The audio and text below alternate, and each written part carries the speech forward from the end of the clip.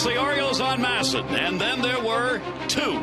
The Red Sox and the Orioles. And the eyes of the baseball world are here as Boston now is tied with Tampa Bay in the wild card spot.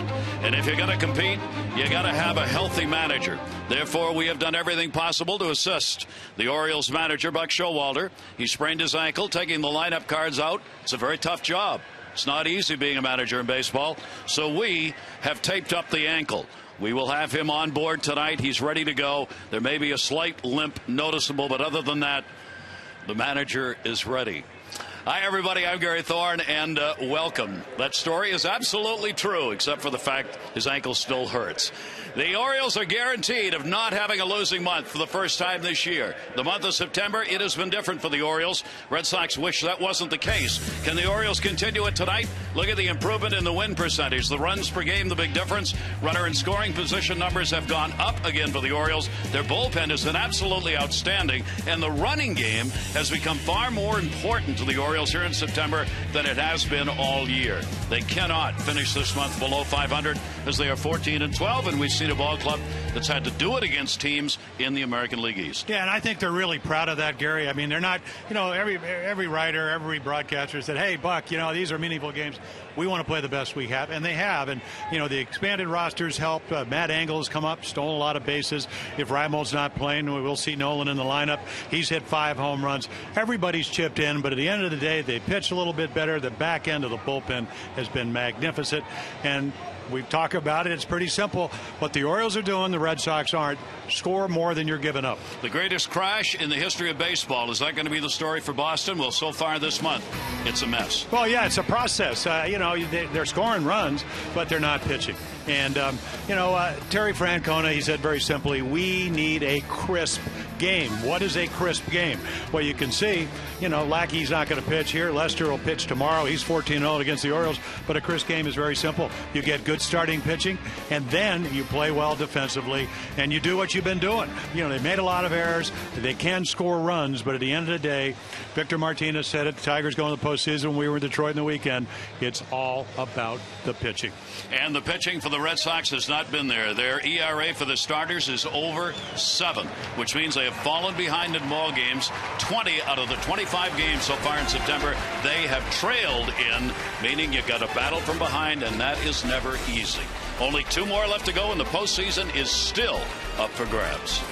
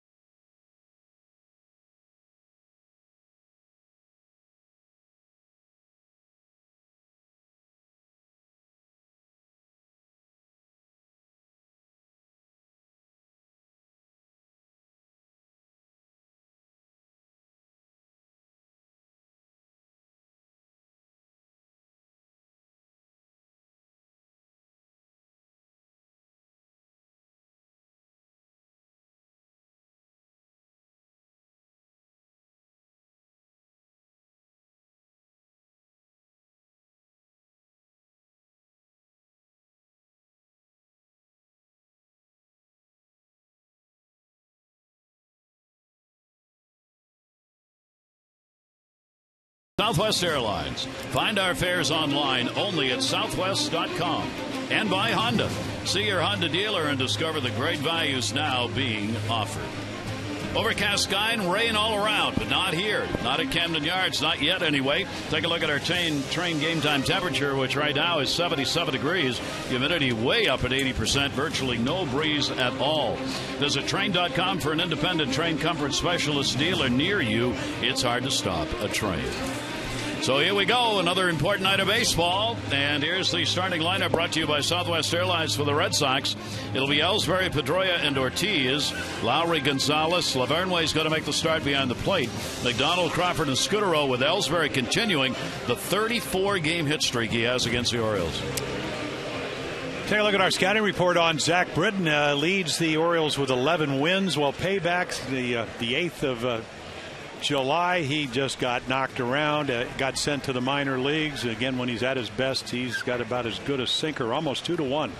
Ground balls to fly balls, and then caution. Red Sox are 10 games over 500, 32 and 22 against lefties. This will be his third start, so he certainly knows about the Red Sox.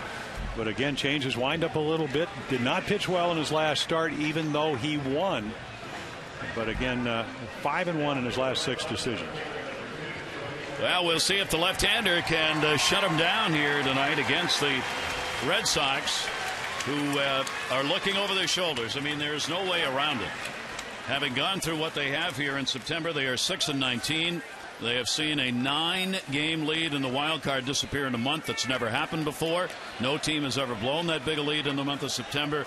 Terry Francona's club obviously making all kinds of baseball news, and for all the wrong reasons as far as they are concerned. We again tonight will keep an eye on the Tampa Bay game. They're playing the Yankees at Tampa Bay. They'll start right about now. And there's the pitch, and it is down low for a ball, and we are underway. Certainly Jacoby Ellsbury has done everything he could and continues to do so for this Red Sox team.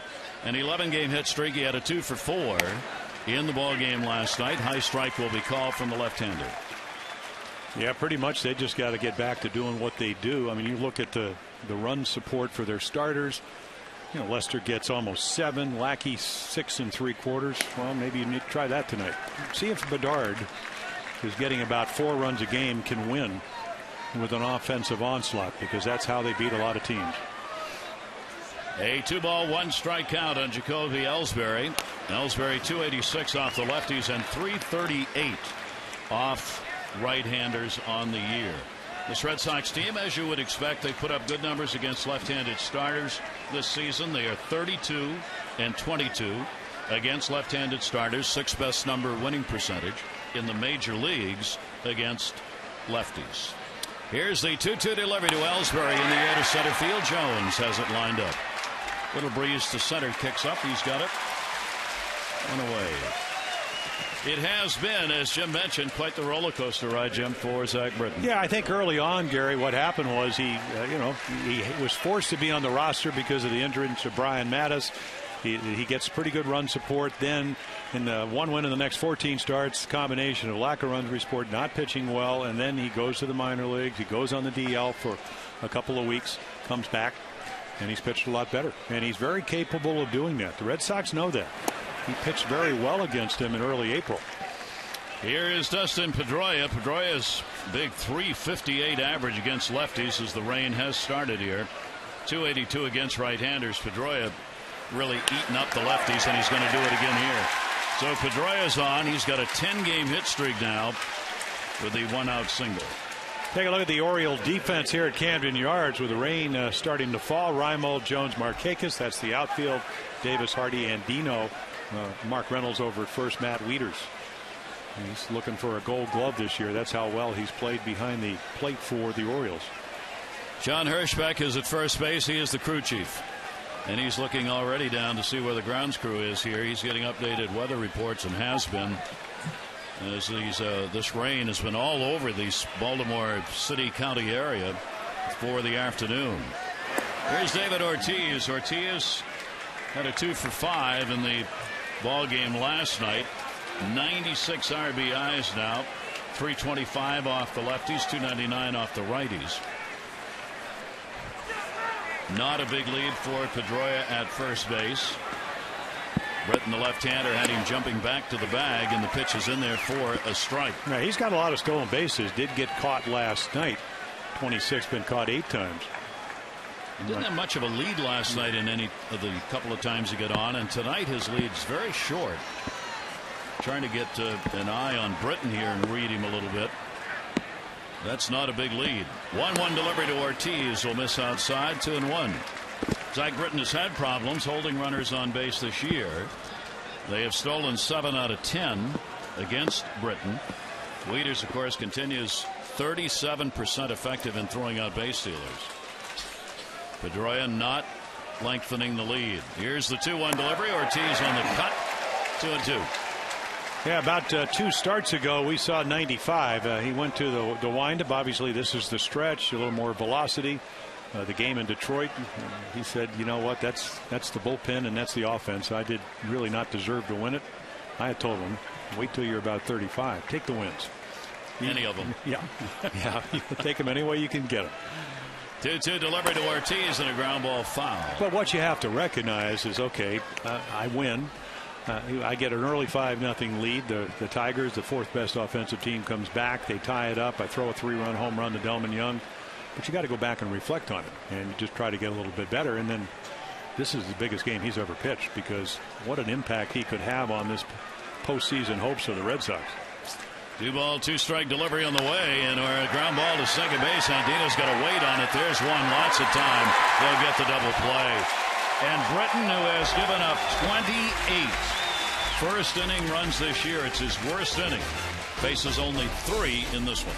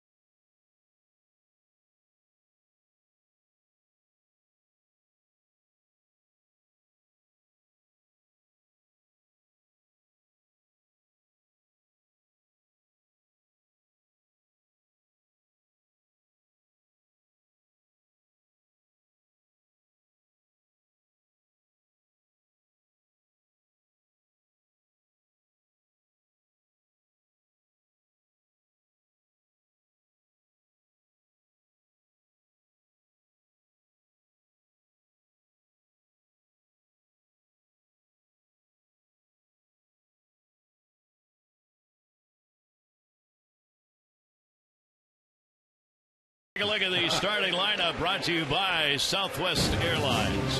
Andino, Hardy, and Markakis, Guerrero, Wieters, and Jones, Reynolds, Davis, and Reimold this season. Adam Jones, some very solid offensive numbers against Boston. And our scouting report on Eric Bedard. Well, just in time, they got him to help him in the pennant race. He's pitched well, but he hasn't gotten a lot of wins, lack of run support. And again, only almost 49% of the time he throws strike one. That's not very good. And is he prepared for his biggest game? And then again, I talked to Kurt Young. He doesn't like to throw between starts. He's had the bad knee, didn't do a lot of running. So you're just wondering, he can pitch. We've seen him.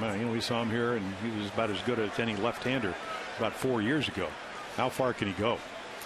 Robert Andino back into the leadoff spot because he's done so well against the left-handers, hitting .317 off lefties. 2 out of 5 home runs this season have come against the Red Sox, including the one elsewhere he could not hang on to last night, as Andino became the first Oriole to have an inside the park home run here at Camden Yards. And the pitch by Bedard will be up high, and a 1-ball, 2-strike count.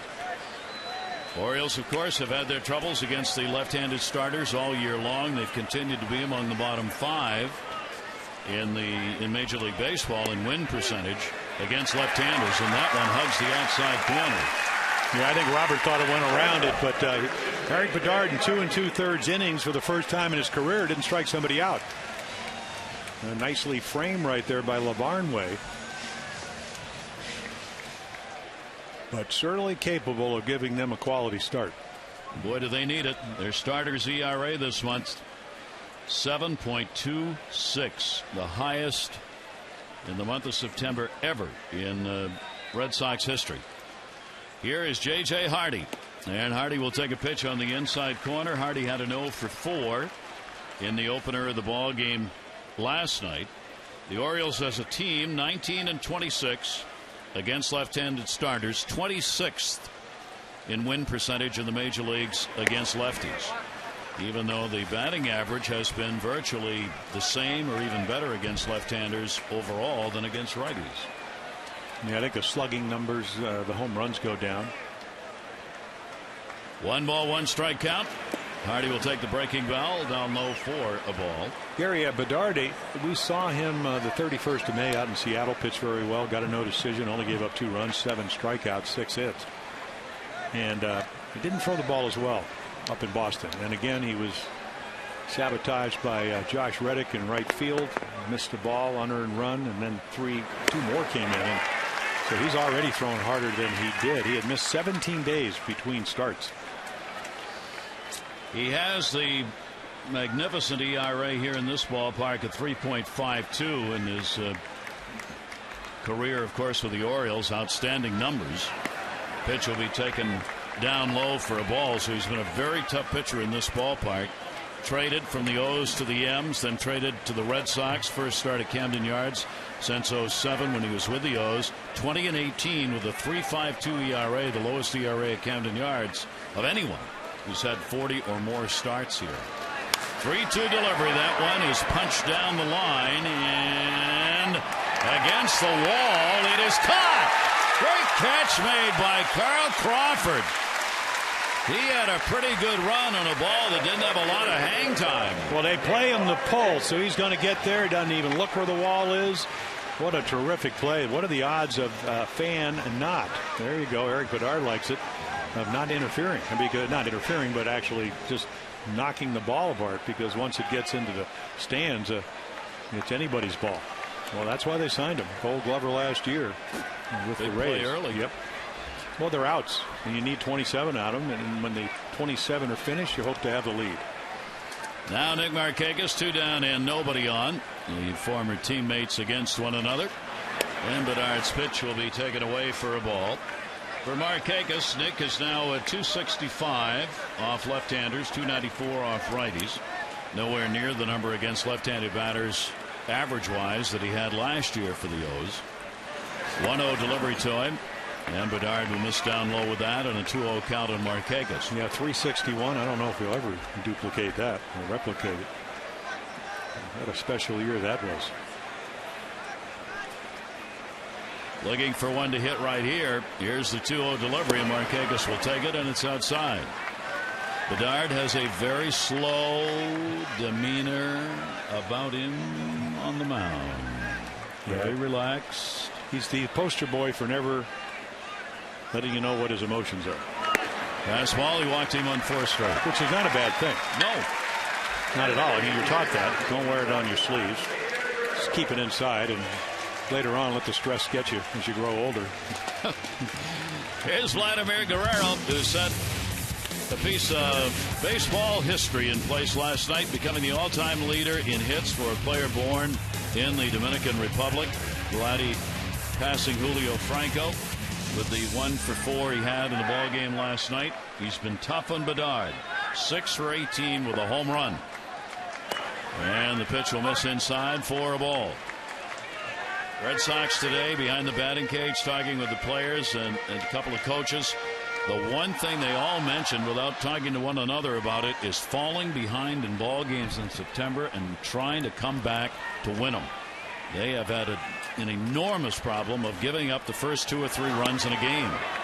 That is going to miss inside, 2-0. That's going to be 6 in a row out of the strike zone by Bedard. And then what happens if you're playing the Orioles, and the Orioles have won, 4 of the last 5, is the formula for them get either your relievers or your starter into about the 6th inning, and then with 12 guys in the bullpen, Buck Showalter's done a tremendous job. And right there, swinging. I thought it was 3-0, but maybe it is 2-1. But anyway, great job of just sequencing his way through the back end of the bullpen. Very successful, and with all the players he has to call on, he's been able to get those matchups. Vladdy was really trying to drive one right there. 2 ball, 1 strikeout, runner at first base, and 2 down. Not a lead for Markakis of any kind, and Vladdy will take that to the gap in left center field. Nobody's going to get it. Markakis on the fly as it bounces off the wall. Played by Ellsbury, going to wave him home. Here comes Markakis. Here's a throw to the plate, not in time, and they've done it again. The Orioles are able to get on the board with a 2-out rally in the first inning and a 1-0 lead. Vladdy, the RBI double. Yeah, a lot of hits in September. He came in 35 for 100, hitting .350. Fastball runs down and in. He's ready. Tee shot up the gap. And Markakis running all the way. Willie Randolph waving him. Here's your cutoff man, Pedroia. And again, the throw not in time, and Guerrero at second base. So 1-0 lead, another runner in scoring position. 63 RBIs for Vladdy on the year with his 30th double of the season. And Bedard, who started out with the 2 outs, gave up that walk on 4 pitches to Markakis and has paid for it as Markakis scores. Here is Matt Wieters. Matt with a home run in the ballgame last night. He comes in with an 8-game hit streak, 342 off left-handers, 237 off righties. The off-speed pitch will be in there for a strike. This is what you want to do if you're the Orioles against this Red Sox team. They're already looking over their shoulder. They're waiting for bad things to happen. You jump on them and you try and stay there and keep them under that kind of perspective. 0-1 pitch in the dirt. Gavarnway with a nice start. Boy, Matt, continued outstanding season. His first home run against the Red Sox came in the ball game last night. Crawford got to the wall, but as Jim noted at the time, no chance to jump because he kind of ran into the wall and never got a chance to leap. Yeah, he just couldn't, when he ran into the cushions, go up. Maybe would have had a chance to catch that ball or deflect it back onto the field. Raiders will chop that right off the plate. Catching wise for the Red Sox, by the way, Saltalamacchia got hit on the collarbone. He is available. He can catch and he can hit as needed. Varitek is an emergency situation tonight. He got hit on the knee against Ivan Nova in the Yankee series, and he would play only in an emergency. They have called up another catcher who had already completed his year and in fact had gone home and has been called back, Luis Exposito. Yeah, big guys. Saw him down he's on the bench right now. Wieters, and that will be hauled in. Soft liner back to the mound, but the Orioles get the run. 1 run, 1 hit, no errors, 1 left on base, and after 1, the Orioles lead it.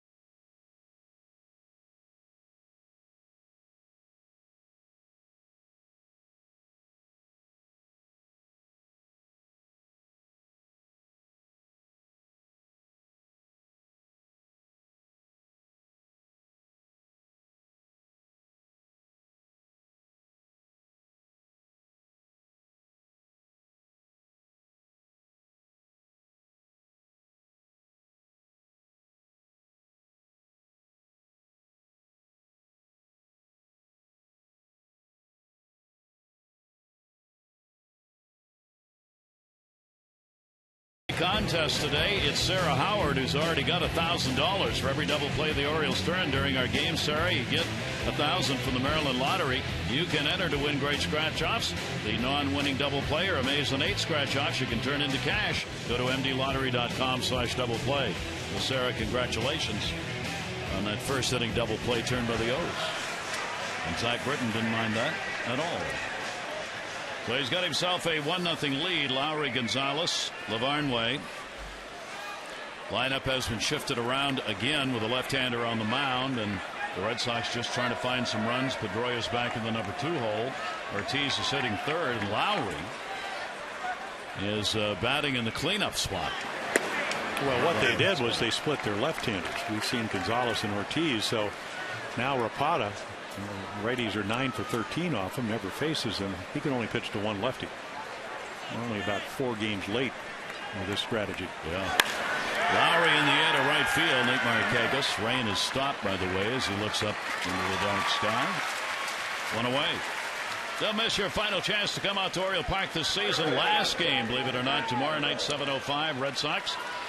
And fans will be randomly selected to win unique ballpark experiences, a chance to take the field with the O's for the national anthem, autographed game-worn gear, throw out the first ceremonial pitch, 888-848-BIRD, Orioles.com. Fans out there with the O's players tonight at each of the positions for the national anthem. Here's Gonzalez, and it is taken for a strike. 318 off the lefties, 348 off right-handers. Yeah, the point isn't that they can't hit lefties, because they can. They're both well over. He had to go up to get that one, and hacks at Dandino.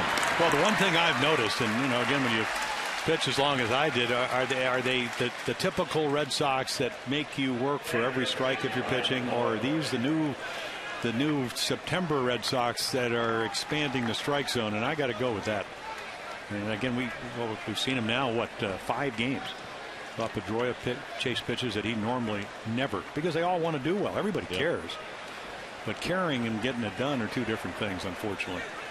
The heat is on. I mean, players don't want to ever talk about that and say, we just go out, we play it, it's another game. Well, and I'm not saying the Red Sox are saying that, because they're not. I mean, this is not just another game. No. Now, nothing's going to be decided tonight except the status of tomorrow night's games and how they'll matter. Because tonight Tampa Bay and New York are playing. There is the game tomorrow night. Somebody may or may not have the lead in the wild card, and that's what's going to be determined in the 2 games tonight. No score in Tampa Bay in the 2nd inning of their ball game. And you never know. Ryan Lavarnway, who stepped to the plate, he did hit 32 home runs between AA and AAA. Big guy out of Yale. Great power to right center. He is the number 1 prospect behind the plate. He has been outstanding in their minor league system. Last year he played at high A ball, AA in Portland, Maine, their offensive player of the year. He hit 288 last season with 102 RBIs on the year. And Lavarnway is one they've got penciled in to be behind the plate. And he puts that one in the air off the end of the bat to left center field. Reimold will move over. And Zach Britton taking care of business. Has faced only 6, given up just 1 hit through the first 2. Orioles 1, Red Sox 0.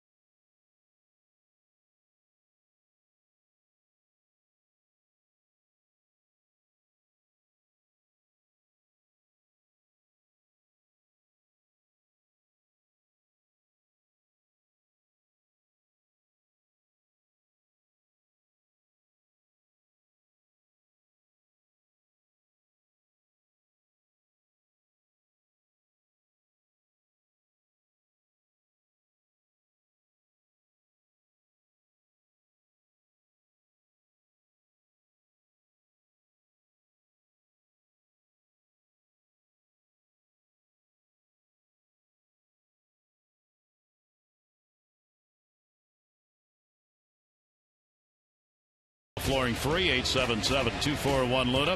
Home run since the All-Star break in the American League. The Yankees lead it with 95, but not far behind both the Orioles and the Red Sox and the Rangers, all with 91, and then Tampa Bay with 80. Orioles batting, bottom half of the second inning. Adam Jones will be leading it off, Reynolds and Davis. Orioles have won 7 and lost 9 against the Red Sox on the year. They do have the edge here at Camden Yards. They have won 4 of the 7 games these two teams have played here. And here are the primary people in the deal with Seattle: Bedard and Jones.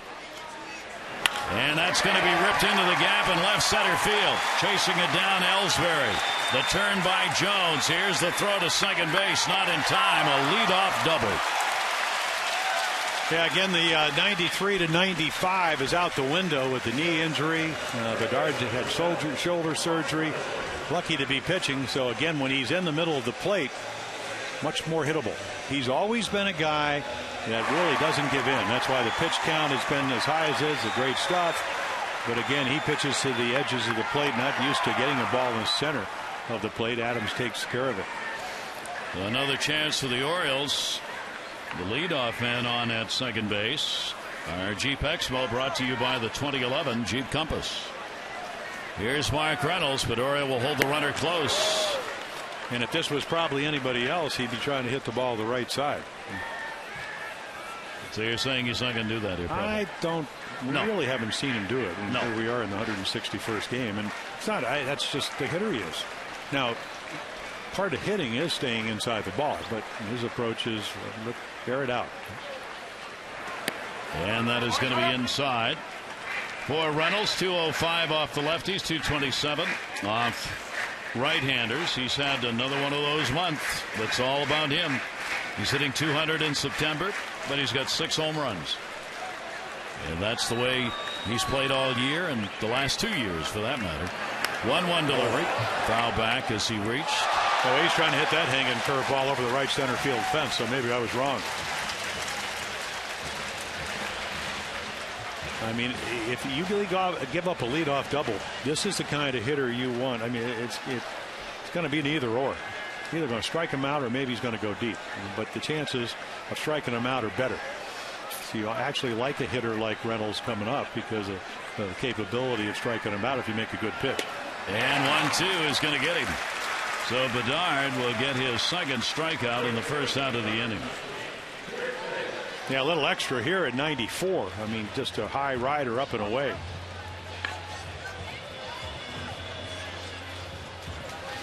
Reynolds out of there. Chris Davis coming up. Davis, a fine night last night.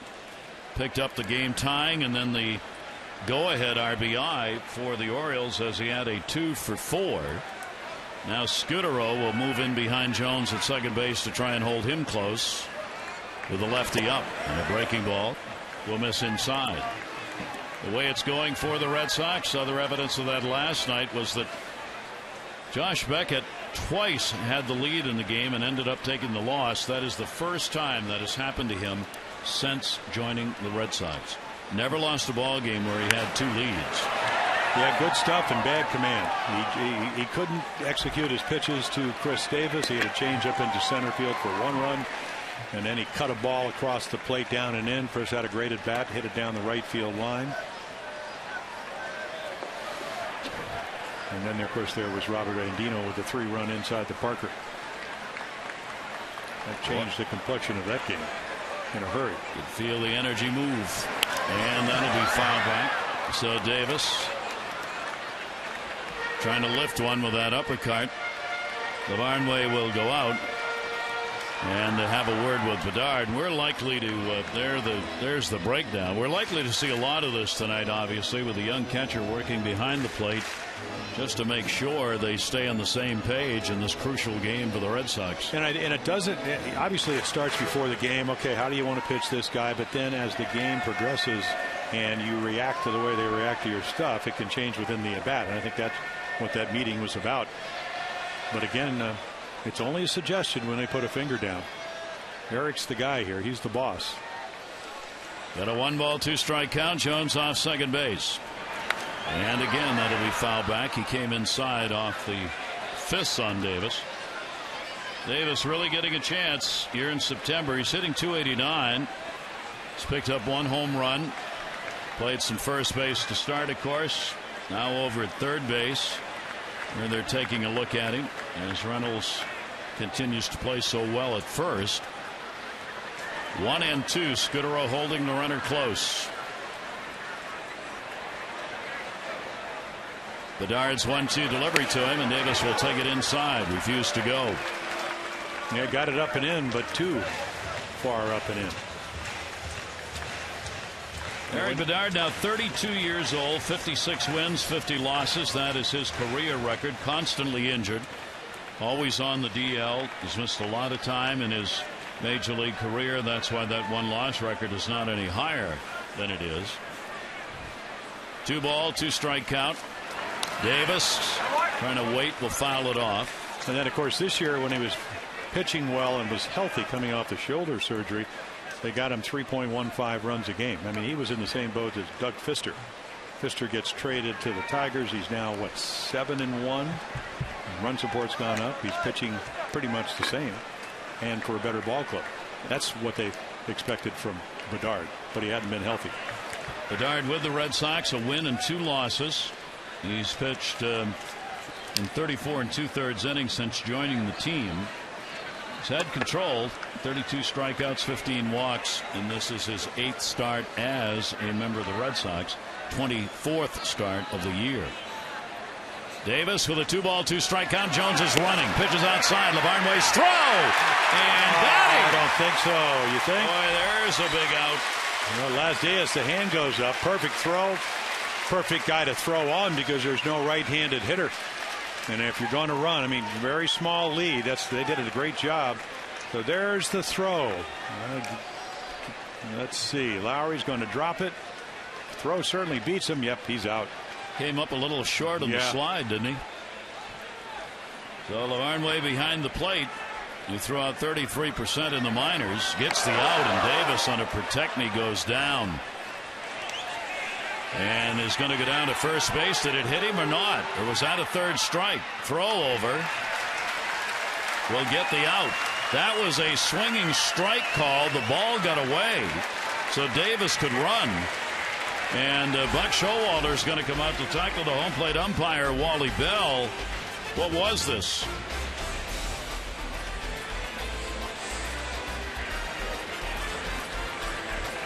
Hit his shoulder.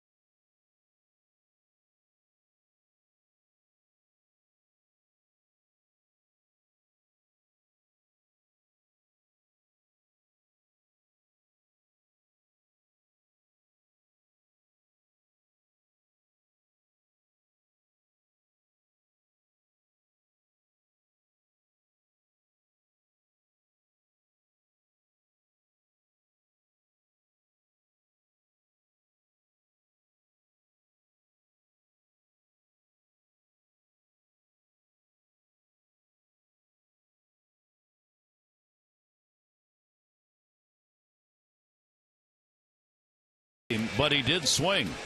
Yeah, they think it gets the back shoulder, and right there he's trying to hold the bat up, but when he gets out of the way, it hits the, I guess it's actually the right, the left shoulder, and of course he doesn't realize It's almost like he was just trying to get out of the way, but they rule it a swing, and then Lavarnway already threw out Jones at third, says to Eric Bedard, live ball. Throw him out, and he did. That's a strikeout and a 1-3 in the putout. We go to the third inning. Orioles have the 1-0 lead. The RBI double by Guerrero, bringing home Markakis. It'll be McDonald, Crawford, and Scudero, the bottom third of the Red Sox order, against left-hander Zach Britton. McDonald with a 6-game hit streak lines it into the glove of Reimold. That ball kept going. One away. Get maximum access to exclusive Oriole interviews plus behind-the-scenes content available only through social media. Be the first to know when you like Masson on Facebook at facebook.com/MassonOrioles. Content you just can't miss. So McDonald retired. Here's Kyle Crawford now, moved back from the number 2 spot down to the 8 spot. He had an 0 for 5 in the ball game last night. And up in New York, he was 3 for 15, so he's on a 3 for 20. Apparently not liking hitting 8th, but still helped the club win. He already has with his glove. Plus, he's only hitting .200 against left-handers. Yeah, I think Terry Francona's got to do what he thinks is going to generate the most runs. And again, if you're going to complain about hitting 8th, how about Bill Miller in 2004? Won a batting title. In the air to left field again. Back near the wall. Reimold, he's got it. 3 in a row to left field. Caught by Reimold. Get ready for the 20th anniversary season of Oriole Park at Camden Yards. Make your 2012 full or partial season plan deposit. Gain access to the best available seats. Enjoy baseball's biggest and best benefits package, the Orange Carpet Program. Individual ticket reductions. Never pay ticketing fees again and guarantee your access to opening day. 888-848-BIRD or Orioles.com. A couple of quick outs here in the third inning. Here's Marco Scudero. He's got a 4-game hit streak coming in. He continued it with a 1 for 4 in the ball game last night. Scudero 302 off lefties and 292 off righties. Hasn't made much of a difference. Yeah, 376. Great September with a home run. 32 hits and 85 at bats. Red hot. And he launches one to left field. Reimold's not going to catch this one, though. That'll take a bounce off the sign. Scudero's on his way to second. The throw is not in time. A 2-out double, second hit for Boston. Yeah, for Zach Britton, he's got to locate against these guys, especially going the second time through the order, down and away. And this one's inside middle. They look at a lot of film. This is the third time they've seen him this year. Of course, they didn't see him very long the last time. Didn't get out of the first. Got to use both sides of the plate. And when he's pitching well, he's capable of doing that. Well, the Red Sox get an opportunity to get the ball game tied up with 2 down and a runner on at second base, and Jacoby Ellsbury at the top of the order. Ellsbury flied out his first time up for Ellsbury this year. 361 with runners in scoring position. Yet another one of the MVP consideration numbers. He's my MVP of all the guys. Well, he's earned it. Yeah. And again, he's certainly the comeback player of the year. Only played 18 games last year because of the cracked ribs collision with Adrian Beltre. Hard to believe that his desire to play was being questioned last year in Boston. After he hit 301 and stole 70 bases. Why would he want to go back out there? Good breaking ball by Zach Britton and a 1-ball 1-strike count on Ellsbury. So Britton trying to work his way out of a problem. Facing Boston for the third time. 1-1 record against him. Lifetime. Zach with a look to second. They're not trying to hold the runner. 1-1 delivery in the air to right center field. He got all of that one way back at the wall, and goodbye, home run. Jacoby Ellsbury, a 2 RBI homer, and the Red Sox have a 2-1 lead.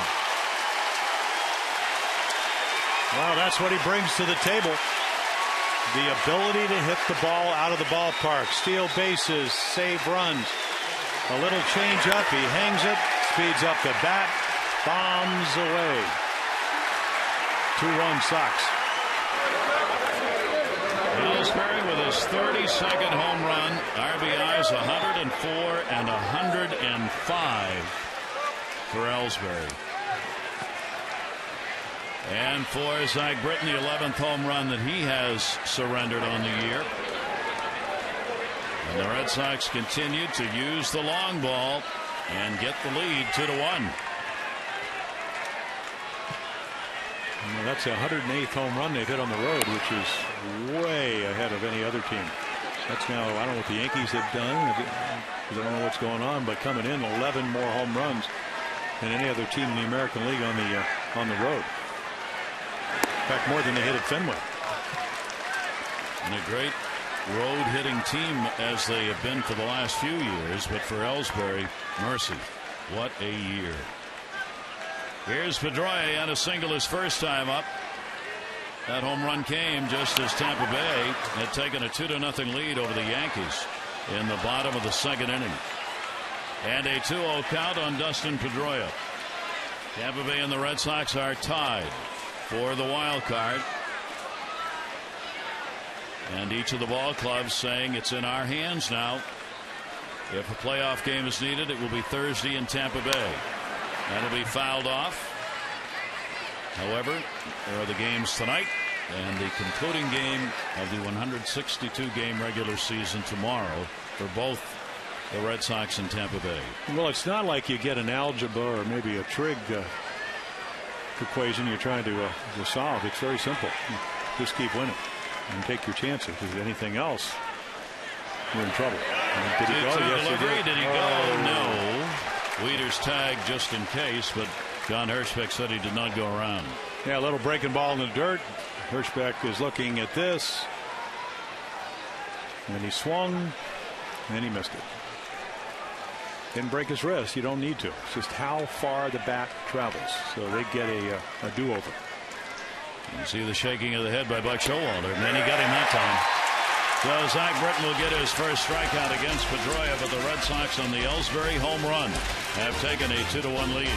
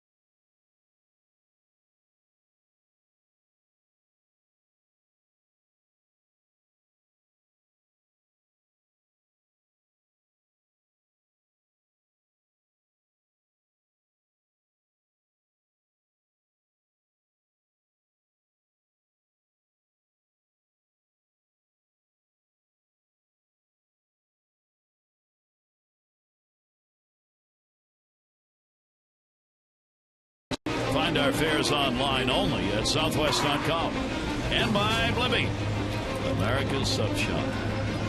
Ever gone crabbing? No. I went crabbing with our good friend Frank Cashin in 1978, early in the morning.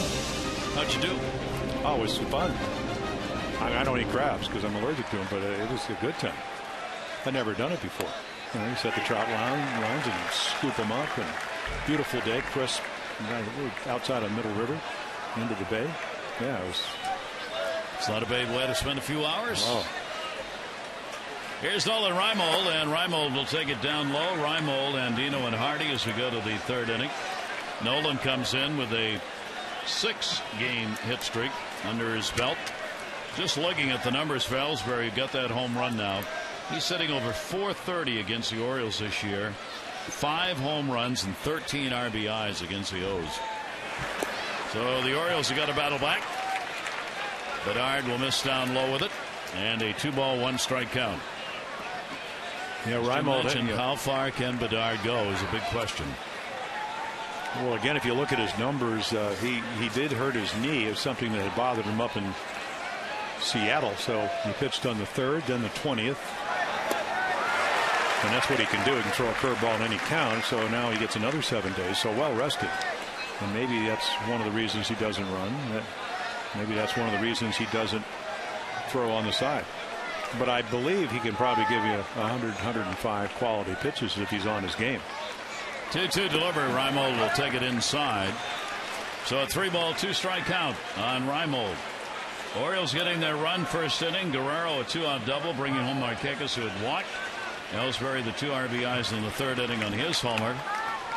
2-3-0 for the Red Sox. 1-2-0 for the Orioles.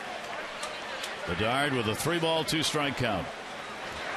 And Reimold, having to wait on that, just gets enough to foul it off. Yeah, totally unpredictable unless he gets behind, and that's how the Orioles got their run. The walk to Markakis. He got 2-0 on Vlad Guerrero and hit a tee shot up the gap for the run. Actually threw some good changeups up in Boston, but then again, only 2 2/3 innings because the poor defense behind him. 3-2 delivery again, and got him on a strike on the inside corner. Well, if you think Wally Bell's strike zone's big, wait till tomorrow night with John Hirschbeck. And again, that ball is so far inside, it's on the chalk. So before this game is over, you can pretty much expect there'll be some chatting from one or both dugouts to Wally Bell, the home plate umpire. Well, it's one thing to make a good pitch, which he didn't. And it's the other thing to get called out on a ball that's 4 inches, and it is very tough to hit. And maybe that's the type of strike zone it's going to be for both teams. We will see. Veteran umpire Bell behind the plate. 1 down. Robert Andino, a strikeout victim, his first time up. Andino 1 for 6, lifetime off Bedard. With the inside the park home run that he got last night, the last time an Oriole player had a home inside the park home run was Phil Bradley back in June of 1990 at Memorial Stadium. That's the last Oriole to have a home inside the park home run. Yeah, a little bigger stadium. Yep. The Power Alley's 378 versus 364. Andino getting the first one for an Oriole ever here at Camden Yards last night. 1 ball, 2-strike count on him. Interesting today, Buck Showalter, in the interview I did with him earlier this afternoon, talking about Andino becoming a regular irregular, or an irregular regular, meaning that everybody said, can he be an everyday ball player? And Showalter said, maybe. He said, I'm not counting that out, but I'm telling you one thing, he can be a regular irregular player, one of those multi-talented people who can go to different positions and end up playing almost every day, even though he's at a different position every day. And play it well. And that's the one thing that surprised me when he first went from shortstop to second. Willie Randolph and even Buck Showalter, the Orioles manager, said very difficult to go that way. It's easier to go from second if you have the arm strength to shortstop, because the runner is to your back when you're playing second base. But he's an adept fielder third. He can play the outfield. He runs the bases well. Set up outside. 2-2 delivery on the way to him, and he'll foul it away. Showalter in particular mentioned the outfield for spring training and next year. Said, look, if I'm back and Andino's back, you're going to see him getting a lot more time and a lot longer look in the outfield, as Jim is saying, just to increase the number of chances for him to play, especially against left-handers, where he's had such a good year against the lefties this year. 2 ball, 2-strike count on Andino.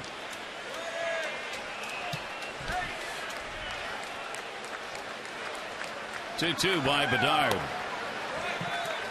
He's trying to figure out just how far he can go inside and get that called strike.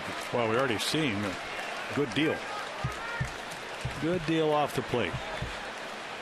Left-handers hitting 250 off him. The right-handers 275 off Bedard. Good numbers for Bedard. 3-2 delivery in the way, and Andino will pop him up. Silo shot. Lavarn way, back, and no play. So getting the pitch count up. Yeah, Scott Atchison, who has pitched very well in the month of September, a groin problem, so he's probably unavailable. He pitched well in the series against the Orioles up in Boston. Albers has been struggling. Boy, everybody talking about him. ERA of about 2 runs a game going into early August, and maybe looking at a 2-year deal, and just hasn't pitched well. Certainly capable of it. Pitched all right when we were up there. 3-2 delivery again. Andino fighting him off. Boy, he's really digging in here in this at bat. Our Suzuki game flow. Autos all-wheel drive lineup. Suzuki, the power of engineering. Ellsbury on the left, his 32nd home run, 2 RBIs. Guerrero on the right, an RBI double. Those are the 3 runs up on the board. Red Sox leading it by 1. Andino had a 13-pitch at bat up in Boston against Bedard, and then hit a curveball because there were runners on, which there aren't now, and cost him a couple of runs after the Reddick error. 3-2 delivery, and he laces that one foul. Well, again, as you grow as a hitter, and you saw it with Darryl Strawberry when he came up, maybe 1 for 5, 1 quality at bat, then the next year maybe 2, the next couple of years 3, 39 home runs, hitting lefties, hitting righties. We're going to get the 11th pitch of this at bat coming. That has sent Lavarnway again out to the mound. And also, it's a hot, humid night. Unusually humid for this time of year. 77 degrees when we started, humidity over the 80% mark. We had that very brief shower of about 1 minute, and it came and it went, and hopefully is gone. Robert Andino and Bedard locked into one here. 1 down, nobody on, 3rd inning. 11th pitch of the at bat. Andino's going to make it a dozen. Well, everything but the straight changeup. I don't think he hadn't thrown one yet, so doesn't want to walk him. Now with Hardy coming up.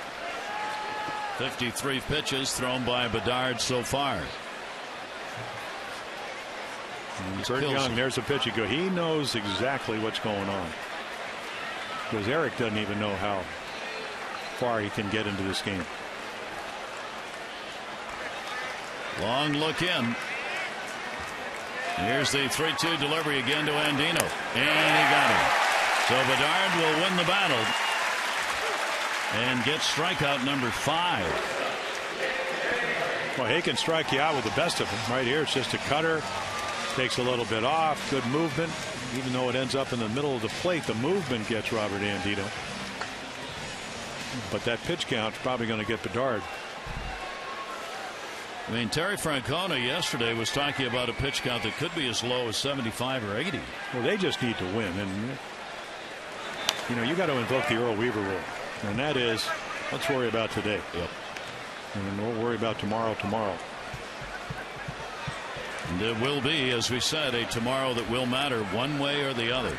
Yankees have come back to score a run. Tampa Bay had a 2-0 lead. It is now 2-1. Tampa Bay. Russell Martin has picked up a home run for the Yankees. Here's the 0-1 delivery to Hardy.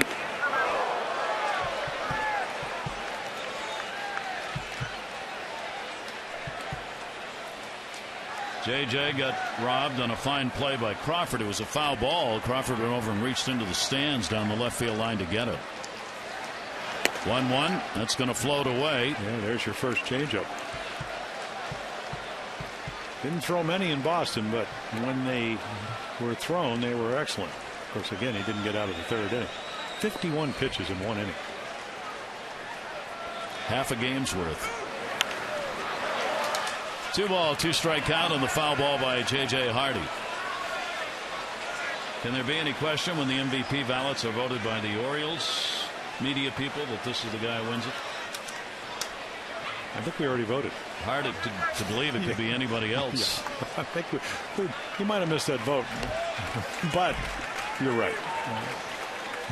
Here's the 2-2 delivery to Hardy, and it's fouled back into the screen. Bedard's going, what do I need to do to just get a pop fly to center field or something? Remains at 2-2.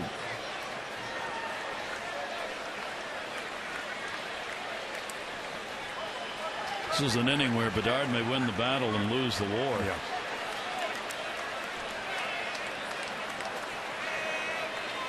Left-handers 2-2 pitch to Hardy. Breaking ball down low and another 3-2 count.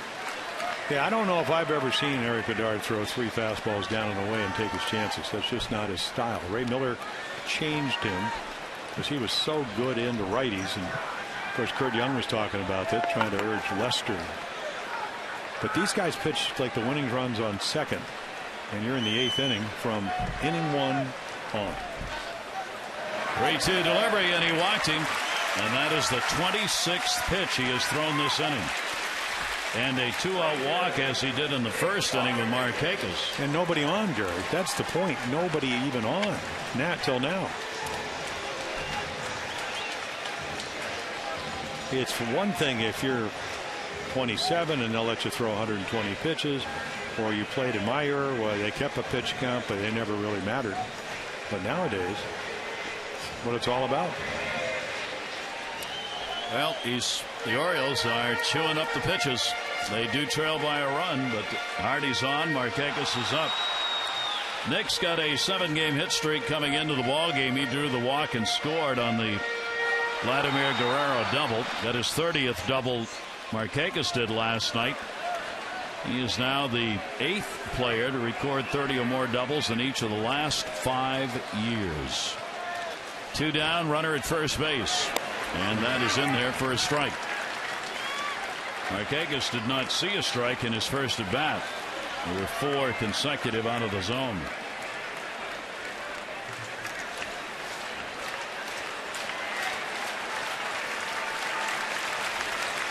Hardy being held by Gonzalez.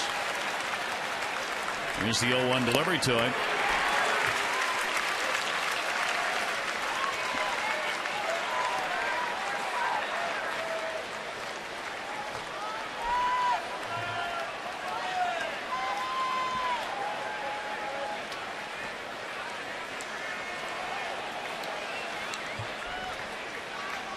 He comes right back and gets ahead on a 2-strike count to Markakis. And that'll be outside, 1-2.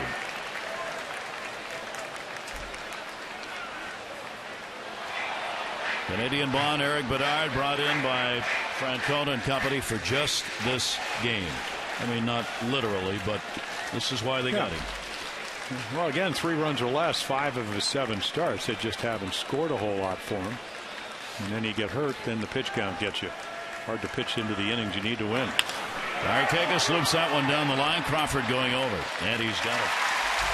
Orioles will leave a runner on. We've completed 3. Red Sox lead it by 1.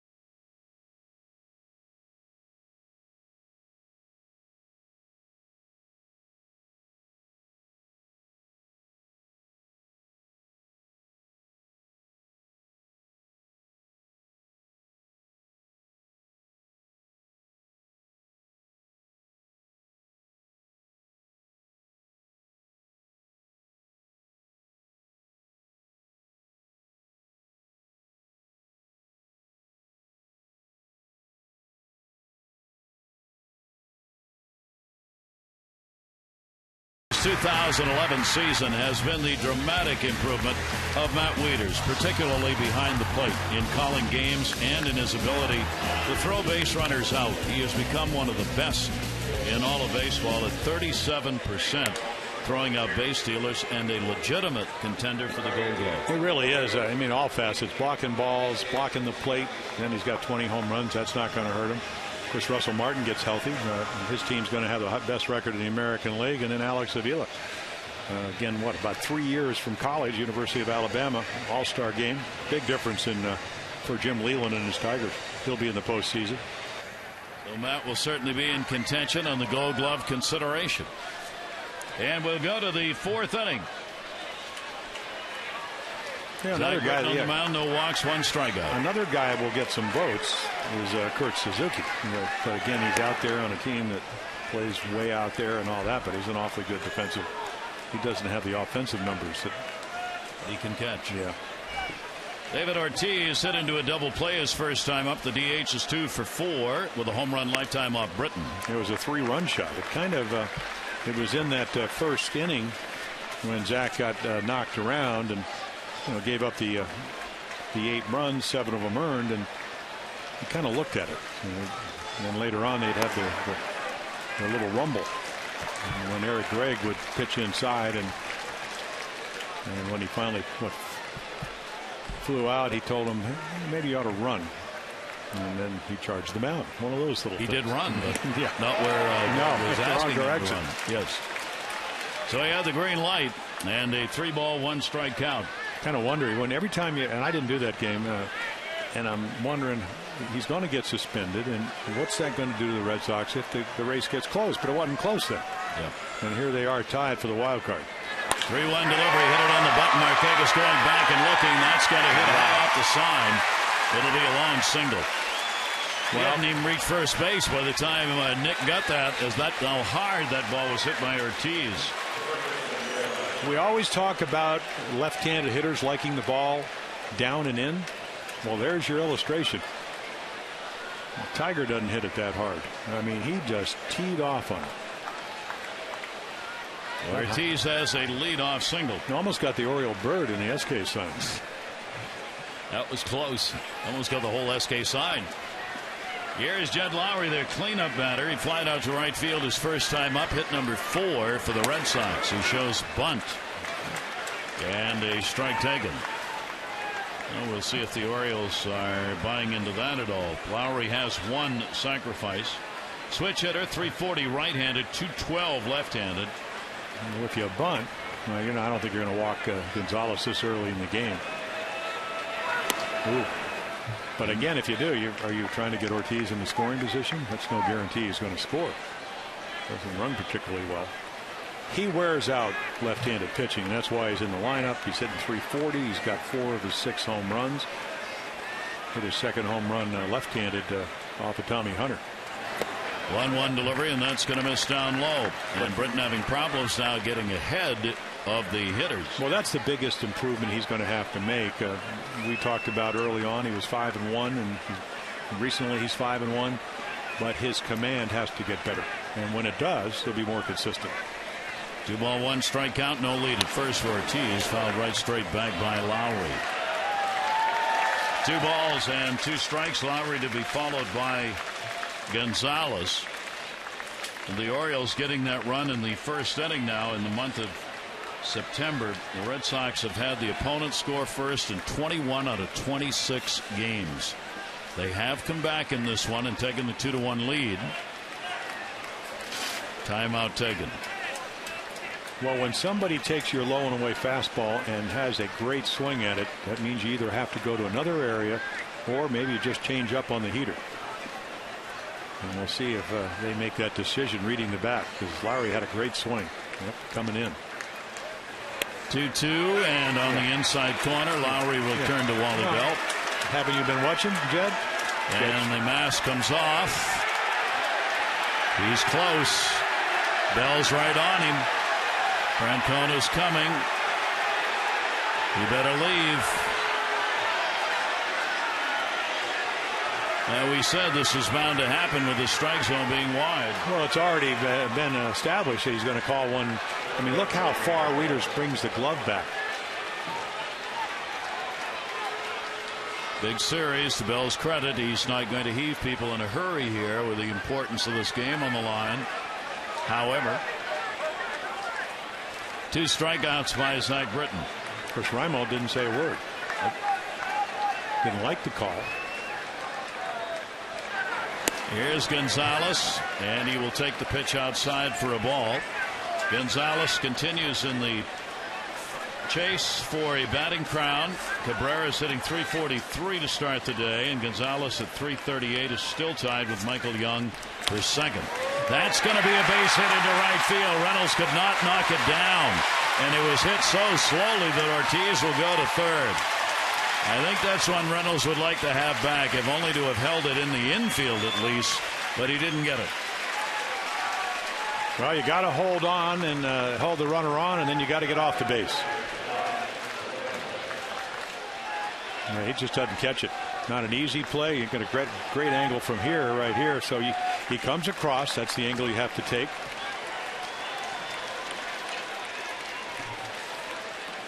Of course, another question might be, why were you even holding them on at all? So little things, and the Red Sox take advantage of it. First and third, 1 down. Now Lavarnway, the youngster, it's the spotlight shining on him. Only his 16th game. He's had just 31 at bats on the year, picking up a couple of doubles, 4 RBIs. He is 7 for 31 at the plate. The Red Sox with a chance to add to their 2-1 lead. Pitched away for a ball. Lavarnway checking down at third. David Ortiz, the lead runner. Gonzalez on at first base. Zach Britton needing that ground ball now to try and turn 2. He hit number 5 for the Red Sox off Britton. And Lavarnway will take it up high, and again Britton working behind hitters 2-0. Well, he's had command issues, especially in Detroit, all over the place. And again, it is the Red Sox, and they do lead the American League in batting and runs scored and on base percentage and in walks. Pretty formidable offense to go up against. You better be at your best.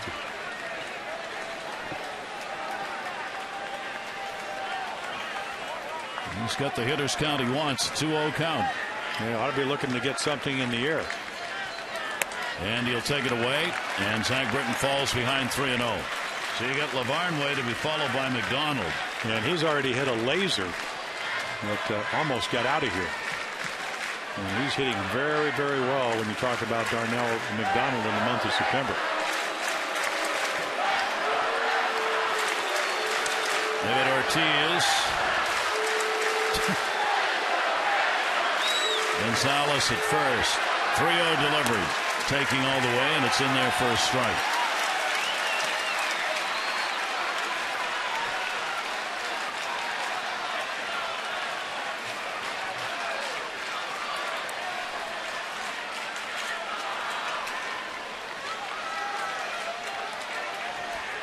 Outfield straight away on him. Slow runner Ortiz at third here and a fly ball. Here's the 3-1 delivery, and he went around. Wally Bell, the home plate umpire, makes the call himself on that one, and it's 3-2.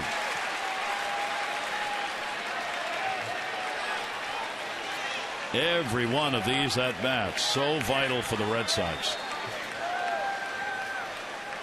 You take a look, and you can obviously see the bat traveled a rather long distance. And again, 32 home runs, 23 doubles, and over 290 batting average in the minors. 3-2, and he got that one to left field. Lavarnway, goodbye, home run. Oh, what a moment for the youngster. A 3 RBI homer at a key moment, and a 5-1 Boston lead.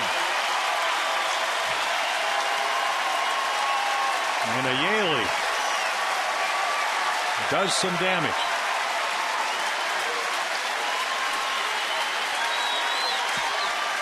I'll probably tell you, this is kind of how I hit the 32 home runs in the minors. Right down the middle, he launches it.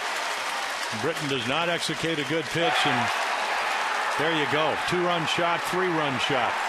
5 runs for the Red Sox. What a time to get your major league first home run.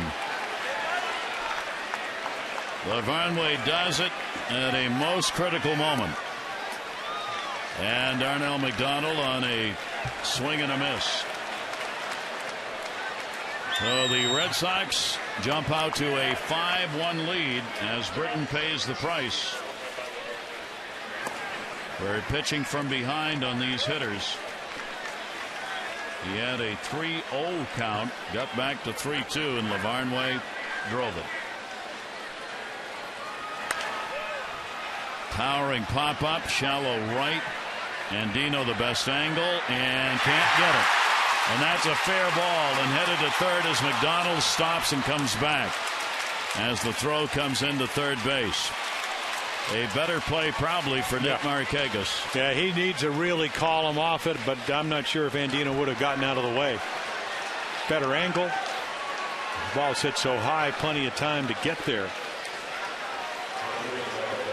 And right here, he just stops because he sees Robert camped out. And then it looks like he's going to get all the way to third. And right here thinking about it, but already in scoring position. It's really a tough play.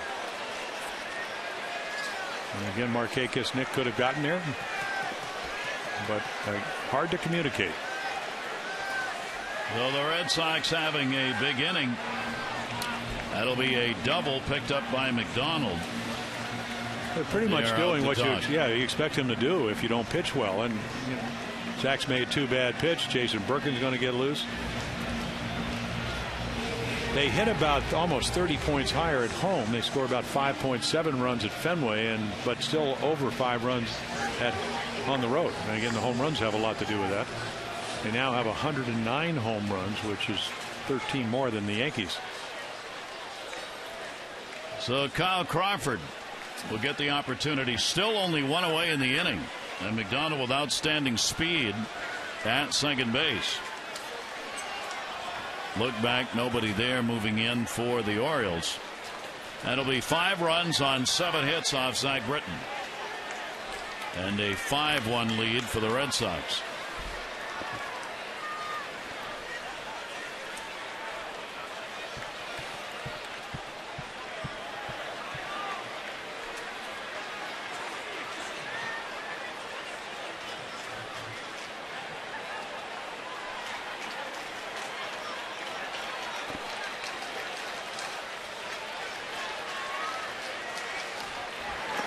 And the pitch will be taken away for a ball. Yeah, it's pretty evident he can't get anything over, and when he gets into these counts, his fastball is ending up in the middle of the plate, and it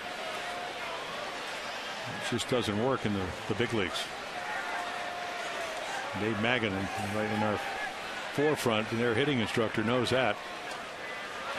That's going to slip all the way to the backstop on a wild pitch, and Britton hasn't got it. No, he didn't have it in Detroit, but they got him a 5-0 lead, and that ball just bounces. 7th wild pitch of the season for Britton. It'll force the infield in to try and cut the run off. Crawford with a 2-0 count. Home runs by Ellsbury for 2 RBIs. Lavarnway for 3. First game Britton has given up 2 home runs in a game this year. 2-0 delivery. Crawford will take it. It's a strike 2-1. So Crawford's got all kinds of room now. Just punch the ball anywhere and pick up an RBI. And very speedy McDonald at third base. That'll miss outside. 3-1. Yeah, good take there by Carl Crawford. A red hot hitter on deck, so you can be pretty choosy. Here's the 3-1 by the lefty, and that's going to be chopped foul.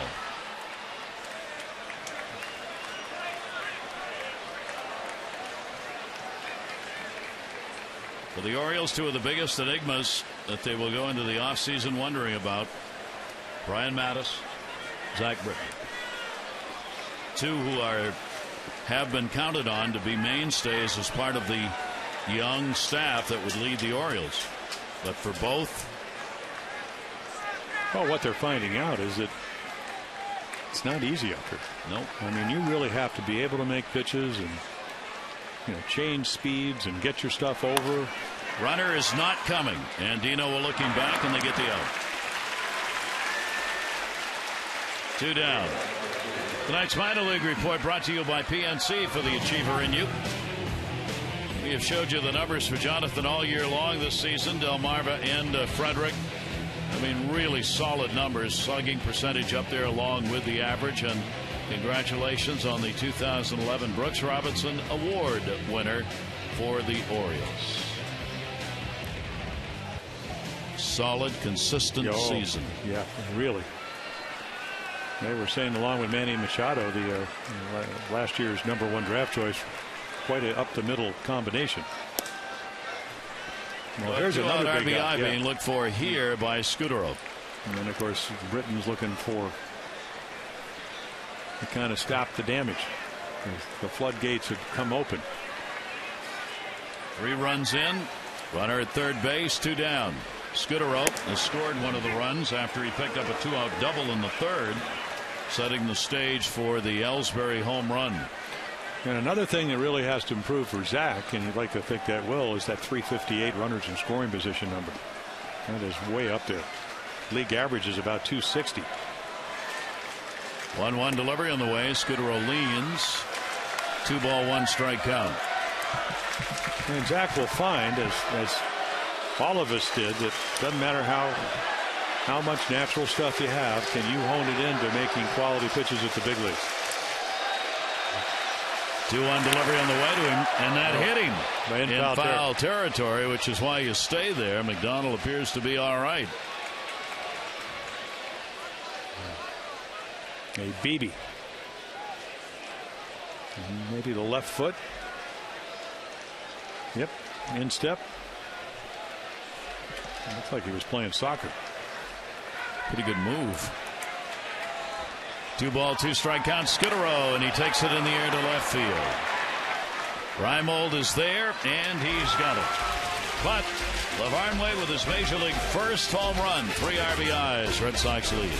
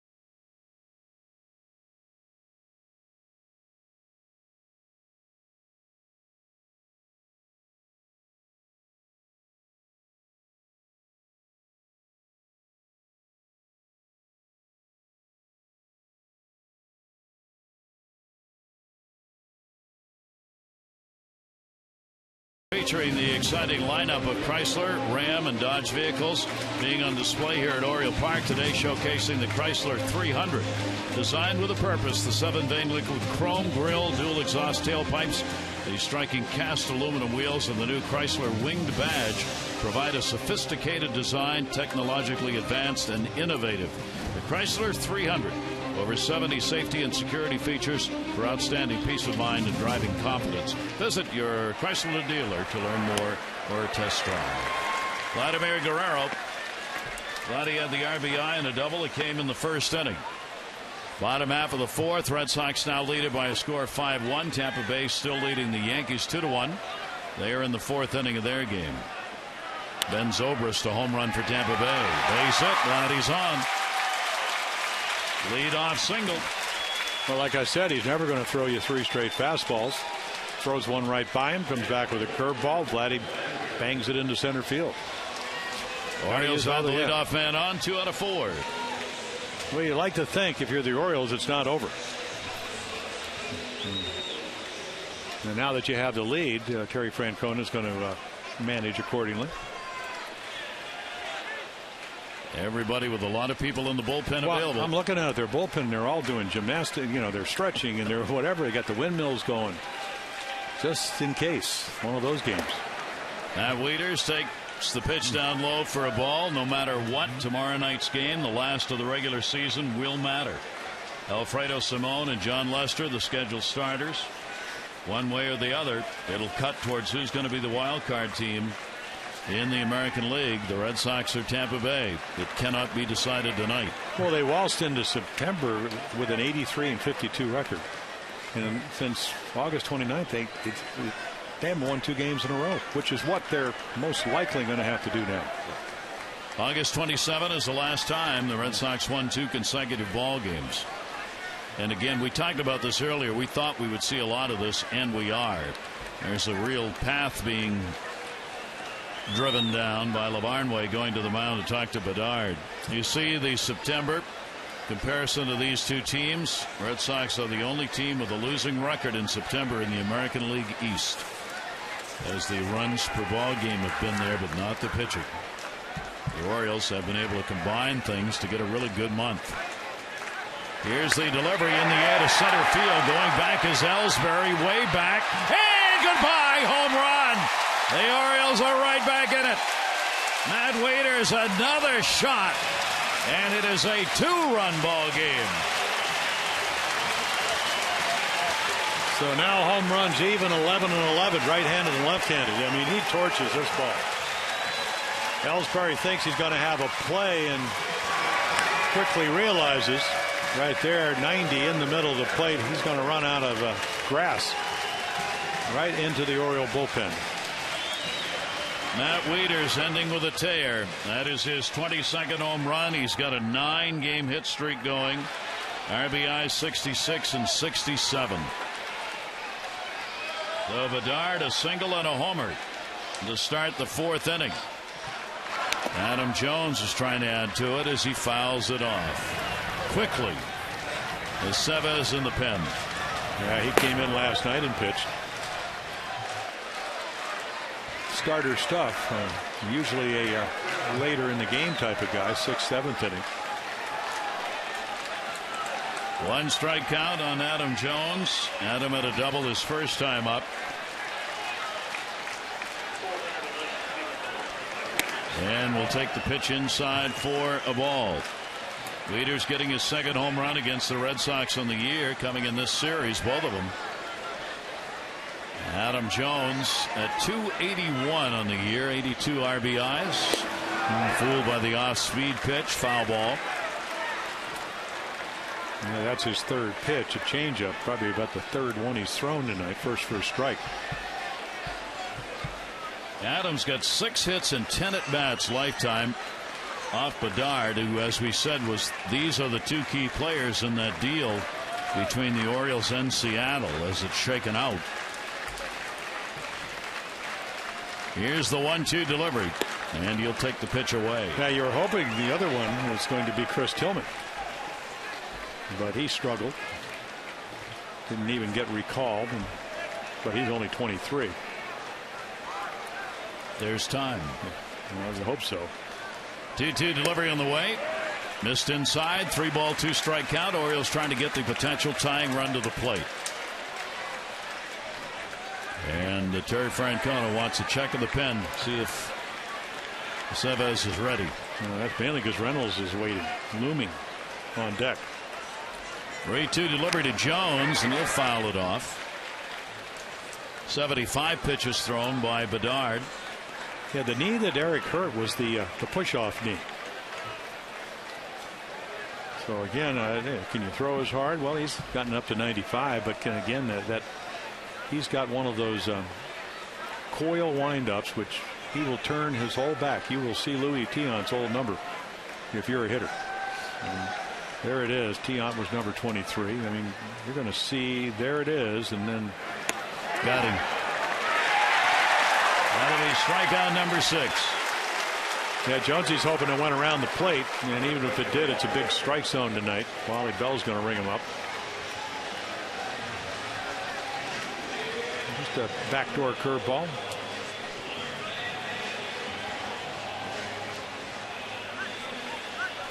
So Bedard gets the first out of the fourth inning. Here's Mark Reynolds. He was the strikeout victim his first time up.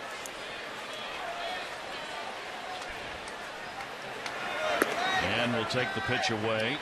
He's had a couple of hits and 9 at-bats lifetime off the left-hander Bedard. Both teams using the long ball in this game. Put runs up on the board. 1-1 delivery. 1-1. Reynolds comes into the day third in home runs in the American League with his 37. He's tied with Teixeira. Jose Bautista's back on top at 43, and Granderson's got 41. That will miss outside. 2 ball, 1 strike count.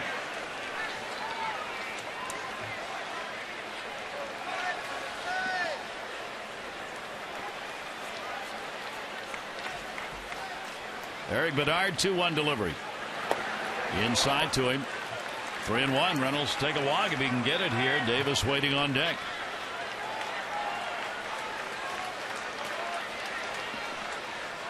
A lot of pacing, and Bedard's near the end of the rope here if he doesn't get this out. Here's the 3-1 to Reynolds. He'll take it, and he's on with a walk. And he hooked him. Wow.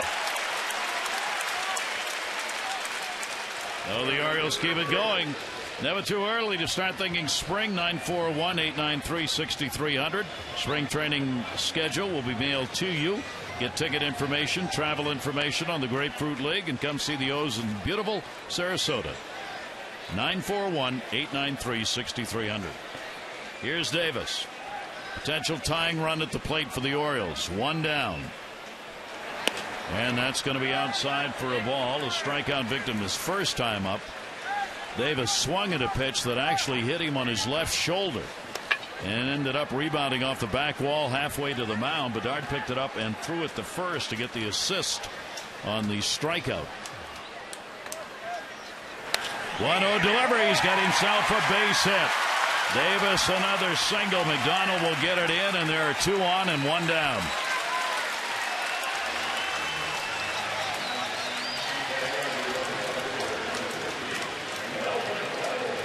And that's going to be it for the former Oriole.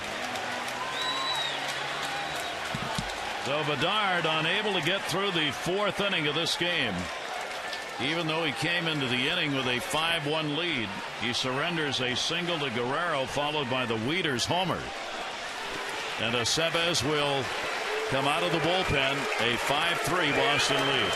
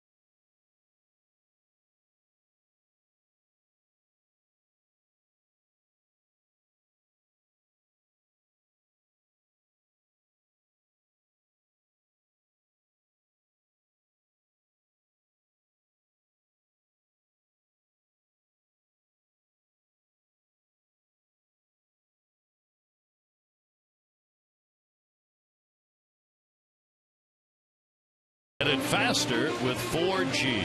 Rethink possible. Gary Thorne, Jim Palmer in this final game for the wild card race in the American League. Eric Bedard, there are the numbers. Not particularly good, and he leaves responsible for 2 on base. Out of Mexico, Alfredo Aceves comes in, one of their outstanding relievers. He gets 20 appearances, which leads the American League with more than 2 innings. 9-2 last year. Shoulder problems, was 3-0 with the Yankees the year before, 10-1.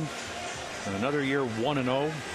You add that all up, he's something like 23-3. So just amazing numbers. He can throw in the mid-90s. He can cut it. He's got a changeup.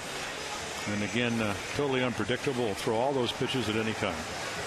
He has been a real nemesis against the Orioles this season. This is going to be the 8th game he's appeared in. He's got a 2-0 record. He's given up 4 runs, 11 hits, and 15 2/3 innings. Walking 2 and striking out 13 against the Orioles, who have hit only 193 against him. Yeah, he did come in the 1 game in the 4-game series with Beckett leaving with a 4-4 game, and did give up a 2-run single to Vladimir Guerrero. So inherited runners, maybe that might make a difference tonight. First and second, 1 away. Nolan Reimold up. Orioles down by a couple. Reimold first ball hitting to right field. McDonald is there. Tagging at second base Reynolds. He will move over to third base. But that's a big second out in the inning. Reimold retired. Time for our AT&T Mobility Trivia Fact. Robert Andino's inside the park first by an Oriole at Camden Yards. And prior to that, 1,820 Oriole home runs had cleared the fences before he got one that stayed in. Now here's a big moment in the game with 2 down. Andino's struck out twice in this ball game. Runners at first and third, 2 away. Andino 0 for 7. Lifetime off of Aceves. And they take the bunt away from him just in case he wants to come up with a 2-out bunt. So Lowry even maybe a step inside at third. Big hole to right field. We saw him shoot some balls there in Detroit. Aceves inside. Yeah, it seems like he can just kind of add and subtract with the best of them. We talk about Alfredo. And again, 10-1 with the Yankees 2 years ago. He hurt his shoulder bicycling. They non-tendered him after last year, and the Red Sox swooped down. He has become integral to this bullpen for Boston in their drive to stay in it. In the air to right field. Back for it is McDonald. And Aceves again comes on and gets the big outs. Well, the Orioles get a couple in as Wieters delivered his 22nd home run. Orioles would leave 2 on base here. It is now a 5-3 Red Sox lead.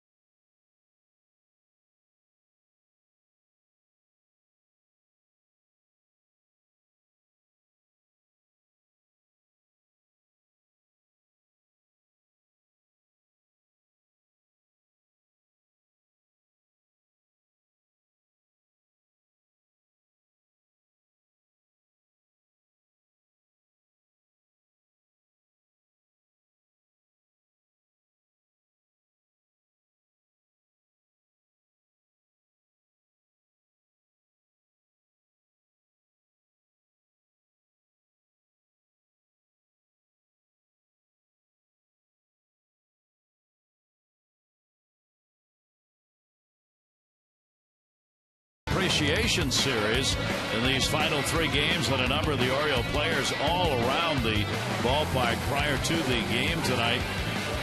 Meeting, greeting, signings, pictures taken, thanking the fans for this season. And no bigger thanks could the Orioles give than to be able to come away with a victory in this series. We go to the 5th inning. 5 runs, 7 hits, no errors for the Red Sox. 3 runs, 5 hits, and no errors for the Orioles. O's have stranded 4. Red Sox have left 1 on base. Ellsbury against Zach Britton, who will try and settle it down. Ellsbury, the home run in the 3rd inning. He's now got a 35-game hit streak against the Orioles. And he's just running up numbers against the O's that are unbelievable. And 8 home runs. And he didn't become a home run hitter till this year. He's added power during the streak, hitting over 430 against the Orioles with 24 RBIs in those 35 games now. Well, complete gamer. But the only thing he doesn't would keep him from being a 5-tool player is his arm. I mean, not a horrible arm. A low strike call there, but he can really good defender. On base is great. Hit for average. Now hitting for home runs. That's what you want out of a #1 draft choice. Here's the 2-1 delivery by Zach Britton. As happened last night, the game in Tampa Bay virtually running pitch for pitch with this game. They are in the top of the 5th inning of their ball game with the Tampa Bay Rays still leading it by a score of 2-1. Red Sox Tampa Bay tied in the wild card race. To short, Hardy gloves it, long throw, tag, got him, nice play at first. Reynolds put the tag on him as he went by. Yeah, Hardy knows he's got to get rid of it as quickly as he can. A little bit of wet grass because he's out on the grass when he throws this. And great speed by Ellsbury. So he's coming out of the bag. Watch this. He's got a plant on the grass, throw up, heads up play. Watch this play by Reynolds. I don't think he tagged him, but we get the call, or the Orioles get the call. Yeah, there you go. Yeah. I don't know what they're not watching a lot of stuff tonight. I mean, what? Wally Bell's got the strike zone the size of Camden Yards. I mean, I don't think he hit. He didn't touch him. Only 2 people know for sure. And both are not going to answer the question. But cameras don't lie. And the pitch was taken down low. Here's Pedroia. He's had a singles, and he has been called out on strikes. 10-game hit streak for the Red Sox second baseman. His great year continues. Ellsbury obviously felt he had not been tagged as he jumped up in the air after crossing. And not that it was an easy call, because you can't really see behind somebody. That's a case where video replay wouldn't change the call. If you went by the rules the other leagues use, where you have to have conclusive evidence that the call on the field is wrong, you can look at that, but you can't be sure. But Pedroia comes right back and gets a walk. So Zach Britton unable to find a strike against him. There's the first walk surrendered. And our game flow brought to you by Unilever. And it has been a night of the home run ball. Ellsbury's had 1 for 2 RBIs. LaVarnway is Major League first for 3. Matt Wieters, his 22nd home run, 2 RBIs. And Guerrero, an RBI double. Extra base hits tonight accounting for the runs. Yeah, the Reds on at first. Red Sox doing what they usually do. Attack. Make you throw strikes. And again, you don't have to walk people to be wild. And Britton's had one of those games where until Pedroia hadn't walked anybody, but behind people in the middle of the plate, not going to work. I mean, there are nights when they'll hit line drives at people, or you'll get an early lead like he had in Detroit, and the bullpen will come to the rescue for the final 4 innings. And he again struggles trying to stay ahead of hitters. But again, he is 23, and he's going to have to figure out those little checkpoints. Okay, I can't command my stuff. Do I have to stay closed a little bit? Do I have to stay over the pitching rubber a little bit more? Shorten my stride, all those things. That's what happens as you get the innings. 80 pitches thrown so far. And again, he's not having those easy innings with all the sinker from down under and a lot of easy ground balls. Ortiz had a single scored his last time up, 1 for 2 in the ball game, 3 for 6 in the series so far. 2-0 delivery to him, and he'll foul that one away. Pedroia just cannot get a read on Zach Britton. He couldn't do it in the first inning when he reached with a single, and he's not doing it now here in the fifth. Talking to Ron Johnson, maybe you could help me out. He's heading back to the bag on the delivery. I mean, obviously he's going to play it safe here. Well, he's not going to get picked off, but he's just having trouble getting a walking lead. Here's the 2-1 delivery to Ortiz. That's going to be outside. 3 ball, 2 strike count. Yeah, Matt Wieters keeps calling the sequence of pitches. He hopes to get Ortiz out, and Zach just unable to command him. And again, you're into one of those hitters count as a 3-1. Look at the numbers there.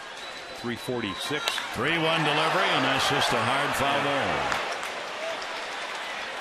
The Yankees have come back to tie Tampa Bay. It is 2-2 in the bottom half of the 5th inning in Tampa Bay.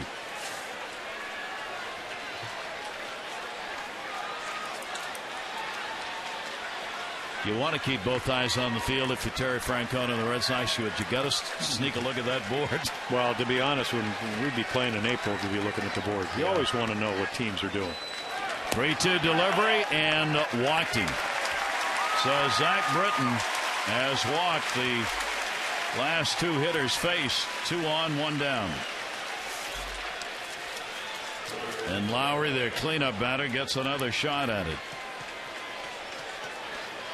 And limping or not, quickly out of the dugout and making the call to the pen is Mike Showalter. Jason Birkin has warmed up a couple of times. He's ready to go, and he will be coming on as a lot of pitches thrown by the 23-year-old Zach Britton. He'll leave responsible for 2 on. Red Sox lead by 2.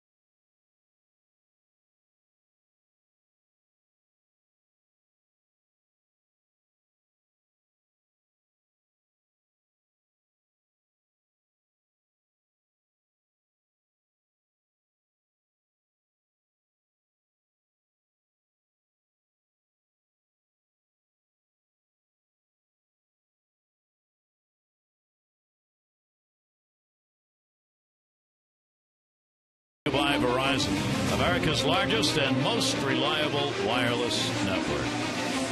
Gary Thorne, Jim Palmer here at Camden Yards in a crucial game with only 1 more to go tomorrow night in the regular season. For Zach Britton, not a good outing. Just 4 in the 3rd innings and a lot of pitches thrown to get there. Orioles go to the pen. Yeah, the 2-run and the 3-run home run really doomed Britton. Jason Birkin will come on. He pitched very well in Britton's last game.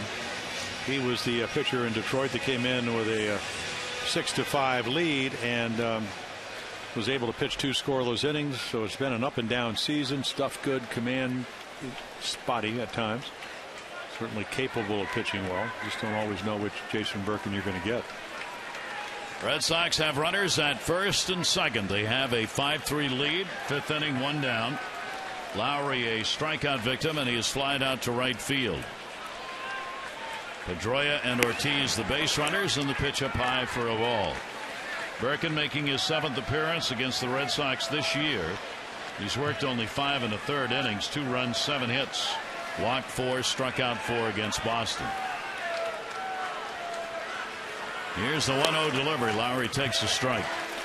And when you look at Jason Birkin, certainly doesn't have the experience of Alfredo Aceves, but he Stuff-wise, he can get it up 93 to 95 miles per hour. He's got 3 pitches, even 4. Doesn't use them all.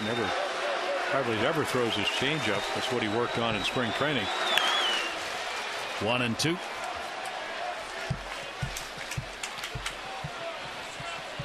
So you want to pitch well? Zach looks under like he's not feeling well. Well, he's looking at the scoreboard. It almost looks like he's either having cramps or something. 1 ball, 2 strike count. Atlanta's doing it again. They trail 6-0 to Philly in the 6th inning. Oh my gosh. And the Cardinals are trailing 3-0 against Houston. Yeah, I could see Wandy Rodriguez shutting them down like he did yesterday against the Cardinals right here. High heat. This is not Lowry's good side, hitting a little bit over 200, even though he did hit a changeup for a home run last night. So Jason goes right after him now all of a sudden. Flashing's light, caution when Gonzalez walks to the plate. 2 down, 2 on. Gonzalez, a single and a run scored. 1 for 2 in the ball game. 2 for 5 so far in the 2-game set. 117 RBIs, ranks 3rd behind Granderson and Cano. He's the leader in hits with 211. He and Ellsbury are battling for that lead. Coming into today's play, only 1 hit separated Gonzalez and Ellsbury. Ellsbury's added the home run in this game, and Gonzalez a single. So it's still 1 hit. Pitch will miss away and a 2-0 count. I'm wondering if he's almost going to pitch around him. That's a huge risk. Ryan Barnway on deck already with a 3-run home run. Gonzalez 6 with runners in scoring position in the lead at 3:37, and Birkin giving him nothing to put the bat on. 3-0. Yeah, there's another changeup.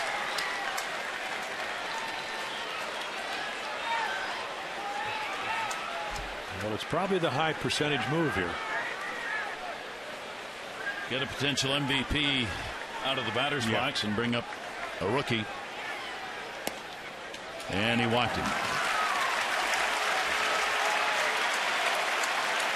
So the bases are loaded with 2 down.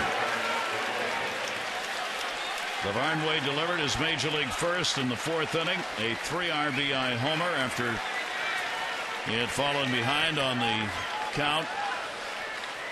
Had been ahead on the count 3-0. Got it back to 3-2 and then delivered the homer. Another key moment here in this ball game.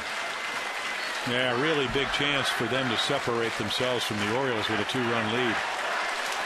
Pedroia, Ortiz, Gonzalez are the base runners. And a strike on the outside corner. And then, of course, whatever they do now is going to go up on the scoreboard down in Tampa Bay. And maybe on your iPhone or whatever, on the bench. Used to you have to look at the scoreboard. Now you just check MLB. Click, click. Click, click. There it is. Knows at the plate what the score is, who's pitching. 0-1 delivery, same pitch. Got the swinging strike that time, 0-2.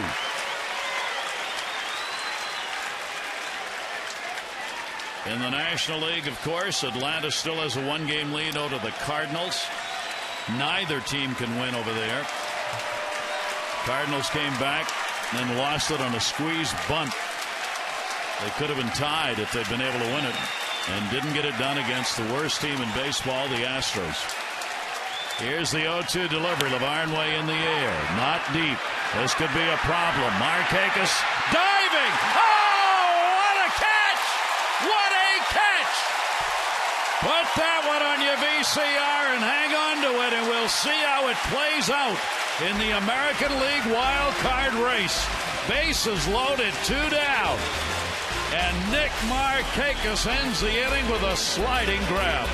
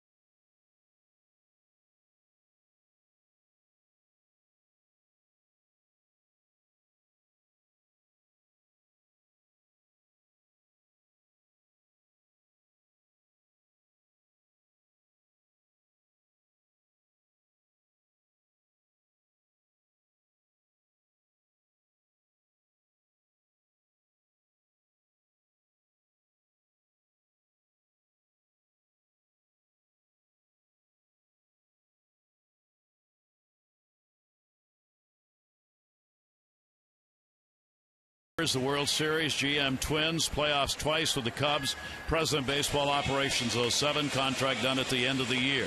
Sat down with Buck Showalter today, talked about the future for himself and Andy McPhail. Said the answers are going to come quick. I think it'll happen very quickly, first of all. And it's one thing that I think everybody's in agreement with, that this is not something that can drag on till November. And I know Andy cares too much for the Orioles and the fans and everything that goes on. He's such a passionate, competitive guy that he only wants what's best for the Orioles. Gary, it will be a relentless pursuit of getting where we want to go. And it happens, if it's 10:07 after the last pitch is thrown, you know, you got to either lead follower or get out of our way, okay? Is he going to be the GM? Will he move up from the bench to the front? Will he try and do both jobs? There you see where he's been with the Yankees manager. He, of course, created the Diamondbacks, if you will. He worked for them 2 or 3 years before they ever took the field when they were a new franchise, and then with Texas, and then here with the Orioles. So, nobody's going to give you an answer till the season's over. Buck didn't expect that he would, and Andy, of course, isn't going to, but it's very clear. They've had a lot of discussions with the owner, Peter Angelos, both he and Andy and Peter, and it's pretty clear decisions have already been made. The Bucs said there may be a couple of things left to be worked out, but we're pretty much in agreement. We know what we're doing, and come 10:07 tomorrow night, it's going to start rolling. So we'll see. Yeah, he's worn a lot of hats. The only one he hasn't worn is the GM, or the President of Baseball Operations. That's going to be a base hit for J.J. Hardy. So the Orioles get the leadoff man on here in the bottom of the 5th inning, and again the potential tying run will be coming to the plate. That full interview with Buck we'll see tomorrow, and more of it on O's Extra before the ball game tomorrow night. Yeah, there's no doubt in my mind that he could be a great GM. I've been around a lot of great managers. I mean, Earl Weaver, the skipper, in the Hall of Fame. Buck's as good as anybody. So we know he can do that, and we also know that he could resurrect this organization. So again, if you know what you're good over here managing, and you can find somebody who can do that, then you're fine. But and again, he's never been in that general manager or president of baseball operations culture. So that's been the issue when asked him, and the response obviously is yes, but in the Diamondback situation, he was everything before the team ever got on the field. The Orioles battling back here. They trail by 2. That is hit number 6 for the O's. As Mike Showalter's concerns about this game and tomorrow, and then move on. Nick Markakis, a walk. He is flied out. Yankees have taken a 3-2 lead over Tampa Bay. 6th inning in Tampa Bay. That ball driven to center. Ellsbury right there, and he's got it. Markakis retired for the first out, 5th inning. Yeah, Seve throws a lot of strikes. He throws balls when he wants to. He makes you put the ball in play, but usually on his terms. And that's why he's such an adept pitcher. And that's why his record is so good as it has been. Vladimir Guerrero, 3 for 10, lifetime off for Cebes. Vladdy tonight's had a double, a single, an RBI, and a run scored. 1 down. Look at the movement on that thing. Yeah, well, nice little breaking ball. That was so amazing in the 4-4 tie up in Boston. Beckett's start. He actually threw a first pitch fastball right down the middle to Vlad, and he hit it up the middle for a 2-run single, and the Orioles won that game 6-4. He very rarely does that. Towering fly ball to right field. McDonald, runner halfway. He's got it. 2 down. Hardy's got to go back to first. Tune in tomorrow, 5:30 to 6:30. Tom Davis, Dave Johnson, Mel Anton, and Phil Wood. The Orioles' final game of the season. They'll take a look back. And you can tune in throughout the offseason for all the latest Orioles news, all the hot topics from around the majors as well on the Mid-Atlantic Sports Report. Matt Wieters, home run number 22 in the 4th inning, a 2 RBI shot, extending his hit streak now to 9 games. Nick Swisher's picked up the RBI double that has given the Yankees the 3-2 lead in the top of the 6th inning at Tampa Bay. 1-0 count, 2 down. And that'll go the other way. Carl Crawford is there right at him. 3 fly ball outs after a leadoff single by J.J. Hardy. 5 complete here at Camden Yards. Red Sox lead it by 2.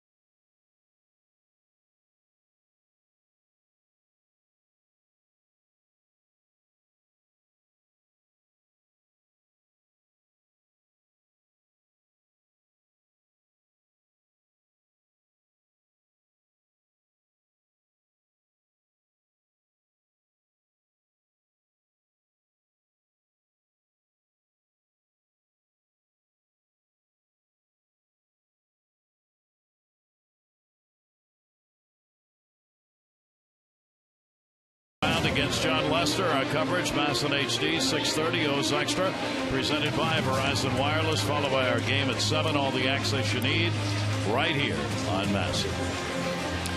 There they are. Of course, Lester 14-0 against the Orioles, never has been beaten. And Simone coming off a good outing against the Tigers.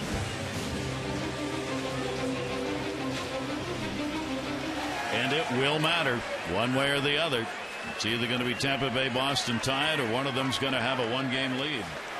J.D. Drew is going to pinch hit for McDonald with the right-hander on the mound now, Birkin. And Drew will take the pitch for a strike. Yeah, 2 for 4 last night, 1 for 5 in the other game, coming off the inactive list. So again, with McDonald going out, you don't hurt yourself because he's a real good defensive player. Good off-speed delivery by Birkin. Drew's gone 4 for 10 with a home run lifetime off Jason Birkin. Well, I don't know if he's gotten his changeup over like that. So when you have those numbers, you got to change something. 0-2 delivery on the way up high. By the way, while the Yankees got the lead in the 6th inning, 3-2 over Tampa Bay pulled off a bases-loaded triple play to end the inning. Very timely. Wow. Think things are going your way? Jeremy Hellickson liked it, who was pitching. That will be fouled off. 5-4-3. Russell Martin hit into it. That's when you think you maybe got a chance to win, even if you're behind. Houston leads St. Louis 5-0 in the 4th inning, and Philadelphia leads Atlanta 7-0 in the 7th. La Russa has got to be dying. Well, yeah. And so again, if neither the team wins today, all Atlanta has to do is win tomorrow, and if the Cardinals win, they go to the playoffs. Yep. J.D. Drew, 2-ball, 2-strike count. Atlanta in the same position as the Red Sox, same kind of a lead coming into September. Yeah, they just squandered it. Didn't play well. Here's the 3-2 delivery, and Drew reaching, pops it up. Wieters.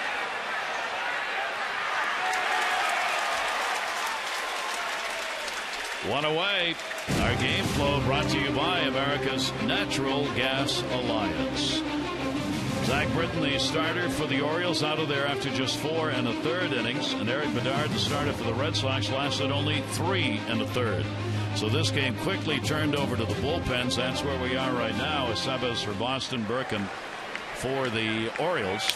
And that's the way, obviously, this game is going to be finished, as the bullpens are going to do battle for the majority of this game. Carl Crawford at the plate. Crawford an 0 for 2. He has flied out and grounded out.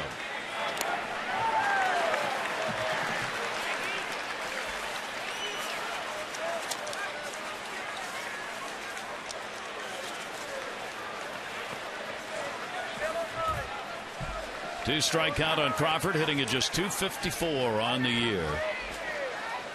Here's the 0-2 delivery to him, and he'll lash that one back. Boy, what a tough season it has been for Crawford, with all the accolades that followed him and the big deal and the big signing for Boston. The odds are it still is going to be a big positive deal for the Red Sox long term. Just missed inside with it, and a 1-ball, 2-strike count. Bullpens will probably be active for a lot of this ball game as matchups now. Both these managers are going to get matchups. Yeah, Orioles have 4 lefties. We saw Patton last night. We saw Rapata last night. Didn't see Reyes. Phillips warming up. That ball right center. That's going to be over the head of Martegas. Going to have to play it in the well. Crawford's going to try for 3. Here's the relay throw to third. Hits him in the back. And he's going to score. No, he's going to get back to the bag. Crawford thought about coming, but Wieters was standing there at the plate, and Berken had gotten over to back it up. It will be a 1-out triple for Carl Crawford. Well, that's what he brings to the table when he's hitting. So there's the 7th triple of the season. Just a little breaking ball right to the bat head. He just scorches it into right center. Watch Marquez catch it and just get it in as quickly as he can, because he knows what he's going to do. And then Andino's throw hits him in the rear end. Tim Bogart saying going home, but I think maybe Berken would have had a chance to throw him out.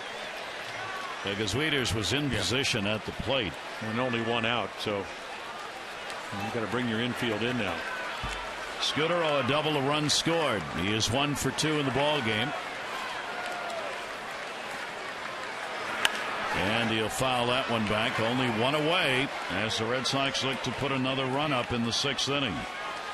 Action Jackson. Austin Jackson of Detroit leads the American League in triples with 11. Crawford on at third. Bogart the signs for Scudero. Then goes over to talk to Crawford. Just trying to keep the Orioles guessing. Yeah, Carl had 13 of them last year.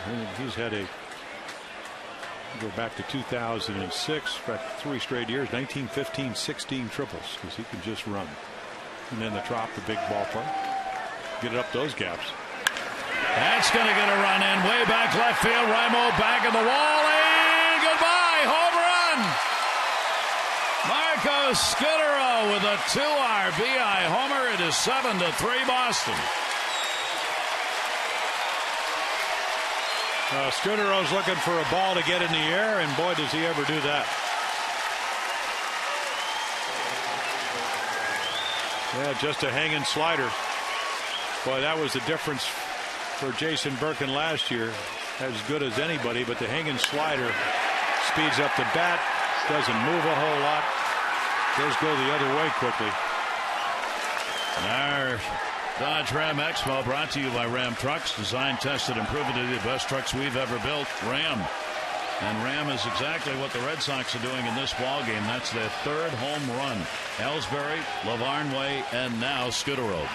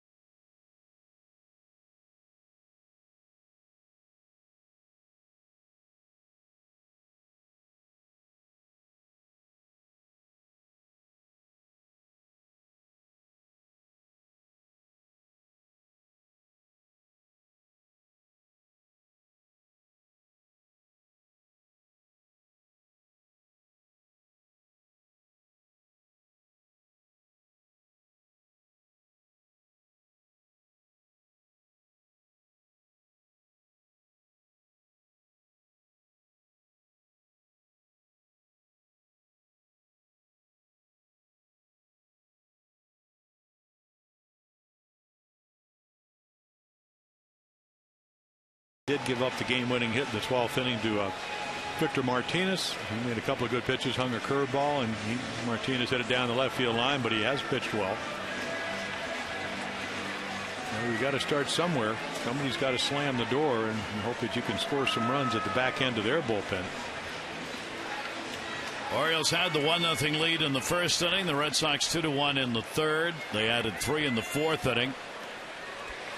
Went up 5-1. The Orioles got 2 of those back in the fourth to make it 5-3. And now the Red Sox here in the sixth inning have added 2 to make it 7-3. Jacoby Ellsbury, 32nd home run, third inning. 2 RBIs in the ball game, and the breaking ball inside for a ball. Bases empty and 1 down.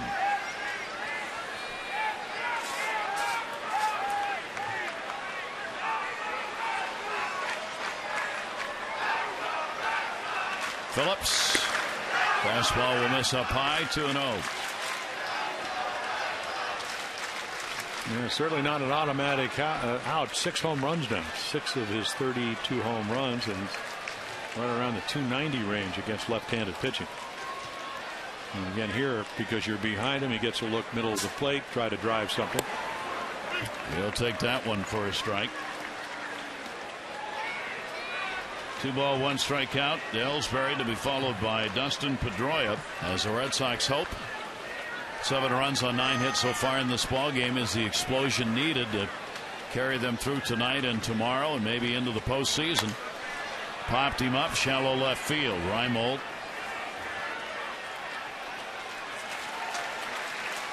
Two down. Join the team and live the dream. 2012 Orioles Dream Week, January 29th through February 4 in Sarasota. 92 Orioles will be on the field for a week. That's the 1992 Orioles players on the field for drills, instruction, games, and more. You can become a major leaguer with your own personalized uniform, locker, clubhouse services. Go to Orioles.com/dreamweek. 2 down, bases empty. Dustin Pedroia, single and a walk, has also been called out on strikes. And the pitch will be taken for a strike from the lefty.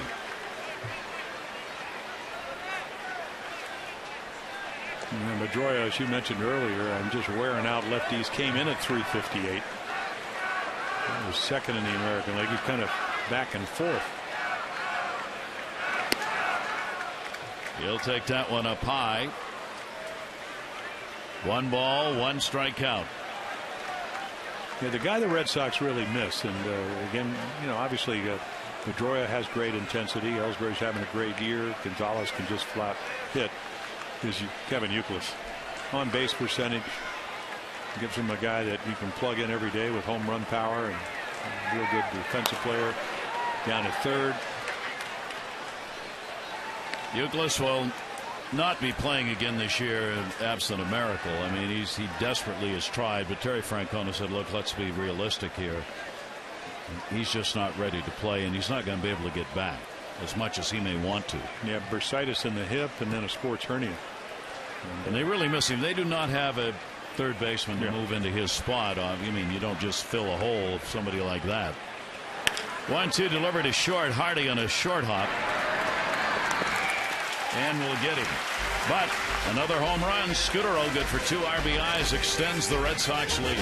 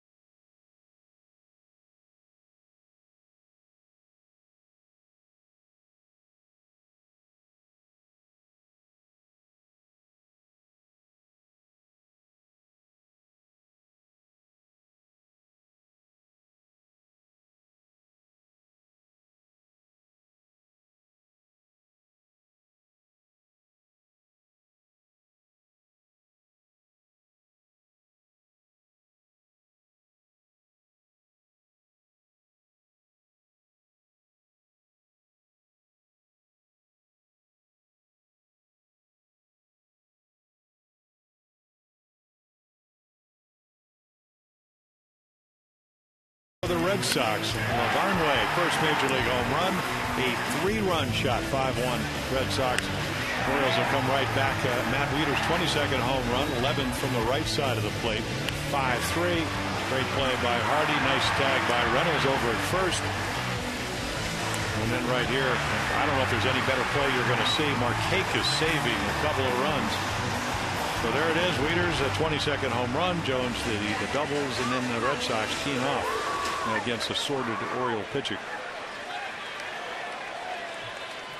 So the Orioles with a big hill to climb as we go to the bottom of the 6th inning. 7-3 lead.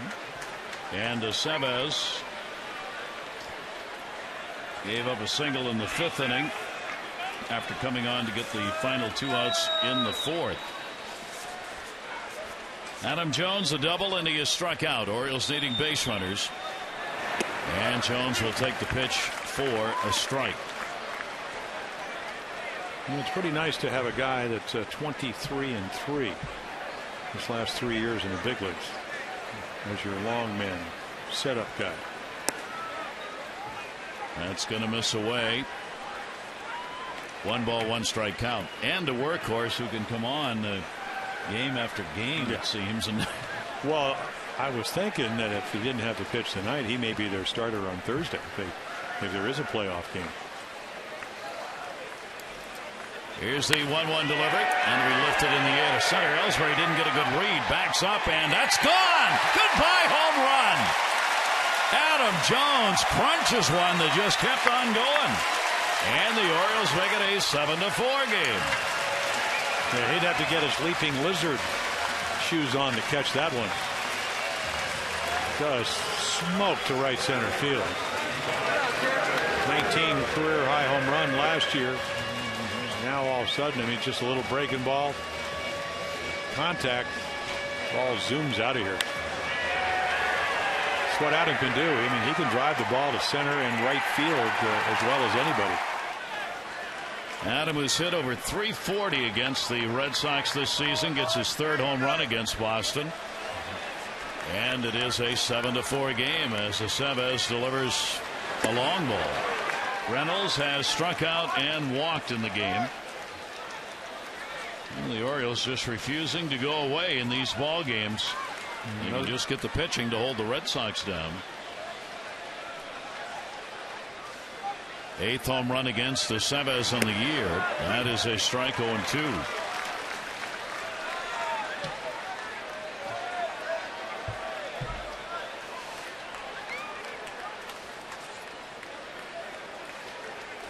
Reynolds after his first hit in this 2-game set so far, and he's not going to get it here.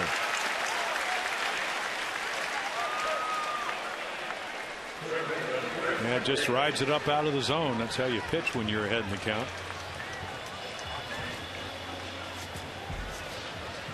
One away in the 6th inning. Chris Davis. He is singled and struck out. Orioles have left 5 on base in the ball game, a couple of those in scoring position. Red Sox have left 4, including the bases loaded in the 5th.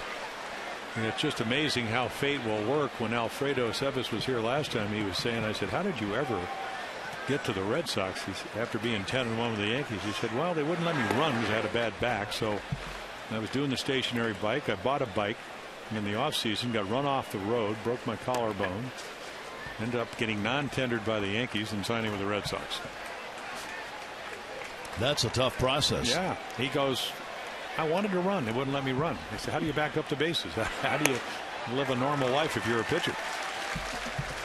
So he got into biking, and he bought a road bike, and a little accident. And next thing, he's up about, what, 500 miles playing for the Sox. Here's the 1-2 delivery to Davis, and Davis a chopper to second base. Pedroia gets the hop. And there are 2 down. 1 more left to go. Down the stretch they come. Jose Reyes trying to become the first Met to win a batting title, leading Ryan Braun by just that much starting the day. How about Ozzie? Gets let out of his contract with the White Sox, and when he was asked, he's talking about going to Florida. If they want me, he said, they should. Philadelphia's 3rd time in the franchise history they've had 100 wins in a season. Only Aussie. Yeah. I didn't realize his I put his one-loss record 678. Did win the World Series in 2000, or his players did in 2005, and then 617 losses. So well over 500. But high payroll in Chicago. They do underachieve. Rimo's ground ball will get a short up with it to Scudero, and he gets it there in time to get the out. Adam Jones delivered a home run to lead off the 6th inning. Red Sox, however, looking to win, maybe get that wild card lead back, have the 7-4 lead.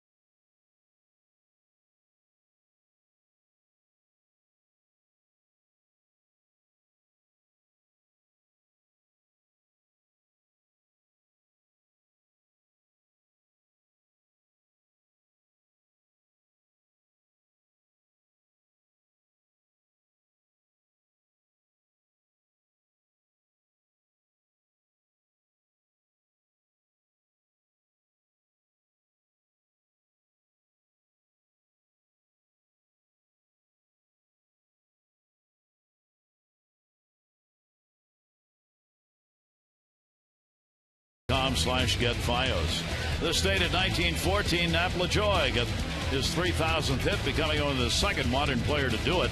The Browns played their final game in St. Louis before the move to Baltimore in this state in '53. And in 2000, the U.S. Olympic team defeated Cuba for the team's first gold medal, as Ben Sheets ended Cuba's 21-game Olympic winning streak with a 4-0 shutout. And we go to the 7th inning. Here's David Ortiz. Zach Phillips stays on. Ortiz single. Walk is hit into a double play. Ellsbury's had a 2 RBI homer. Lavarn Way, the rookie catcher, his major league first home run, good for 3. And Scudero, a 2 RBI shot. Breaking ball is in there to Ortiz. 1-1. Yankees still leading Tampa Bay 3-2, 7th inning. Cardinals are making a comeback. It is now 5-4. Houston leading the Cardinals while Atlanta trails 7-0 to Philly. Came inside on him that time. Yeah, Big Papi, again, the one thing, if you're Terry Francona, you can plug him in against lefties, and he's actually hitting higher than he does against right-handers. 299 against right-handers, 318 against lefties, but not as much power. 8 of those 29 home runs. Still looking for that 30th home run. Towering pop-up. Third baseman Reynolds. He was the only one over there on that side of the infield who did it. Ortiz retired. Happy to say that the Oriole manager, Buck Showalter, with that bad ankle, it's wrapped up, but a whole lot better than it was last night when he twisted it going out to give the lineup card out. The players, unforgiving, set the sign up behind home plate today. Caution, watch your step. A lot of potholes on the way out. They also delivered a gold-crested cane to him before the game. He was asked if he'd take it out to deliver the lineup cards. I can't tell you what his response was, but I will tell you he didn't take it out. I came hobbling going, Mr. Dillon, Mr. Dillon. You remember Chester and Gunsmoke? That's right. He didn't. I said, how did you really hurt? He said, it's really embarrassing. It is. I'm not sure you need to know. No. But I found out. Here is Jed Lowry, and foul back. He was feeling some pain in the dugout last night, though. Anyone that's played a lot of pickup basketball and turns their ankle 1,000 times know just how that can feel, and he's got one of those ankles that's been turned and returned and twisted again. And every time he's just kind of stepped the wrong way, it hurts. Here's the 0-2 delivery to Lowry. He puts it in the air to center field. Jones going back. He's got it. Yeah, the one thing about Zach Phillips is, he can throw 89 to 92, but he's very deceptive. You don't see the ball. There's a little George Sherrill in him, where he stands and he completely closes his body. 2 down, Adrian Gonzalez. Let's see if it works against Adrian. He's had a single, run scored, a walk, and a ground out. We're talking about all the great first basemen. People forget that he actually played for the Rangers for a short tenure. And then you got Teixeira, Moreland, Chris Davis. I'm going to miss some other. Buck was regaling how they develop first basemen with power. He did do that. He had his eye on Chris Davis for a long time. Buck Showalter did this year. And they were looking to add players, thinking they needed some help. Everybody had their eye on Gonzalez, of course. Davis now getting a shot at third base with Mark Reynolds having played so well. And we're going to have another delay. He's got pretty good foot speed, though. Looks like he's going to lead the band out. He's still going to have handcuffs on when he leaves. Oh, there we go. That's good.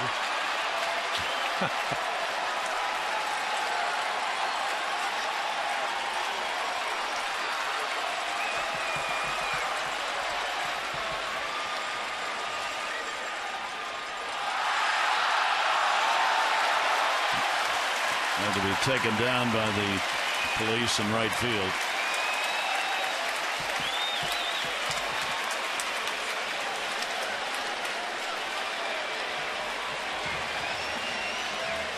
What possesses fans who are out on the field?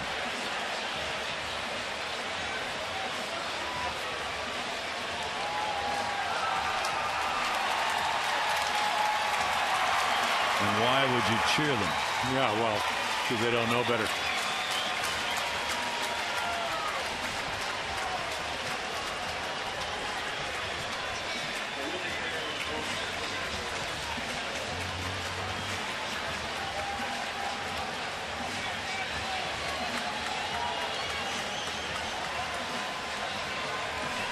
So Phillips waits, 2 down, nobody on here in the 7th inning. Gonzalez at the plate. Willie Air now up in the bullpen for the Orioles as we'll continue to get these matchups going.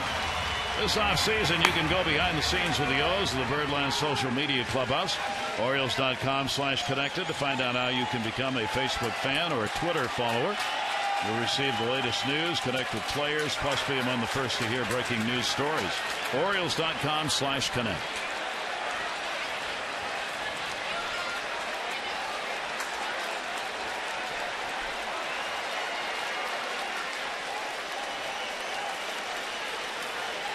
Two-0 count on Adrian Gonzalez. And the pitch will be in there for a strike. We're in the 7th inning. Red Sox able to come back after the only deficit in the first inning of 1-0. Got a lead and have hung on to it. Every time the Orioles have tried to cut into it, they've responded with another home run. 2-1 delivery is foul back 2-2. Yeah, he missed a home run breaking ball that stayed up.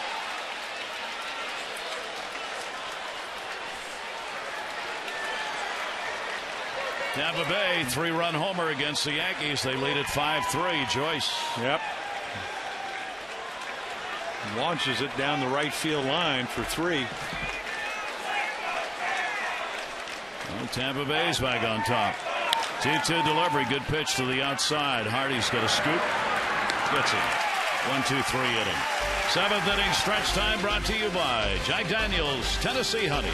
Fly straight. Drink responsibly.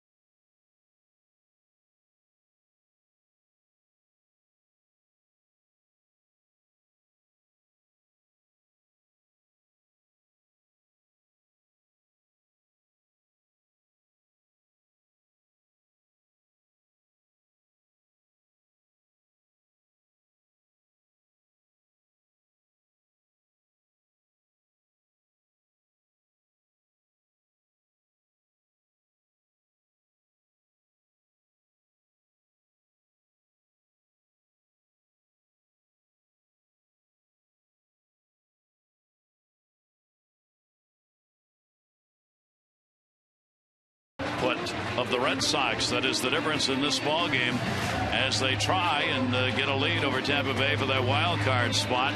Orioles going to try and come back here late in the ball game. Gary Thorne, Jim Palmer back. Final start of the season for the lefty Britain. What'd you think? The last 2 starts, he just didn't command his stuff. So, the first time he's ever pitched this many innings at this level. And I think, he's a smart kid. He's very athletic. We saw that in the interleague when he could hit. He could run a little bit. So, again, what did Buck Showalter say? It's kind of you play, you pitch or you play. You go home, reflect, you work hard, you come to spring training, you work on the things that maybe you had as deficiency. Kind of like playing on a PGA Tour. Oh, my sand saves. Okay, well, today, I got some balls in the middle of the plate, and that's why they hit the 3-run home run. Only 23 years old. He's got time to develop. Clearly has the stuff to be a major league pitcher if he can figure out just how to combine those skills and those pitches in the course of a game. And it's, a lot of it. To me, it's great that Scotty McGregor's here, 20-game winner. He's been in our minor league organization. I don't know if he'll be back next year, but the type of guy you can use as a sounding board. Now the Orioles now will try and battle back against the bullpen. Aceves. First pitch, short hop. Played at second by Pedroia.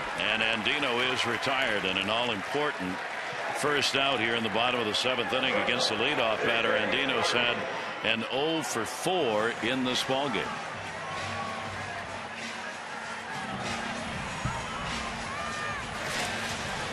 Andino out of there, and that will bring up J.J. Hardy.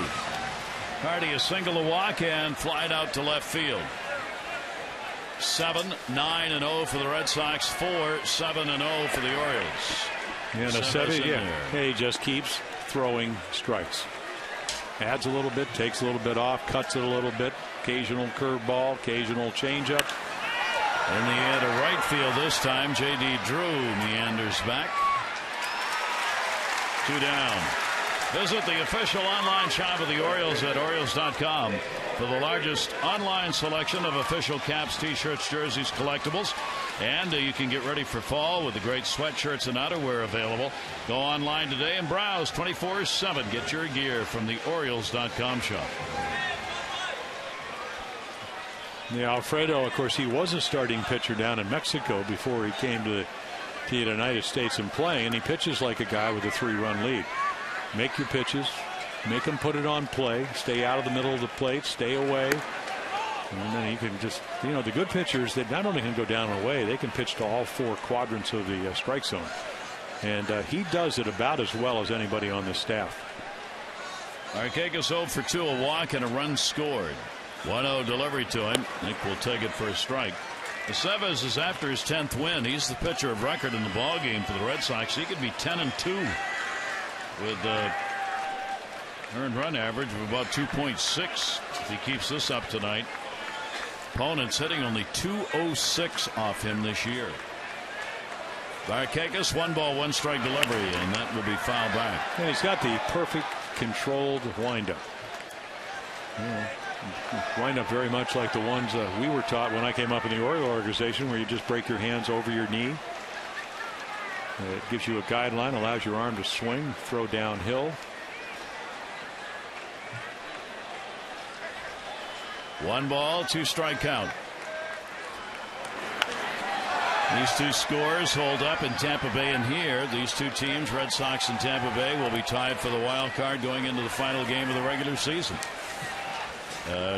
Tampa Bay's got their pitching set. David Price will go against a reliever to be named by Joe Girardi in the ballgame. And if they end up in a playoff Thursday, they've got Jeff Neiman or maybe Matt Moore, their outstanding rookie. That one to right field near the scoreboard, and that's going to take a halfway up bounce. J.D. Drew will get it into second base. Markakis will go in with a double and an 8-game hit streak. Well, there's the curveball. We talked about it about an inning ago. Doesn't throw too many of them. And there's the target. There's the ball. He misses across the plate. Well, Barnway goes to reach for it. Off the wall.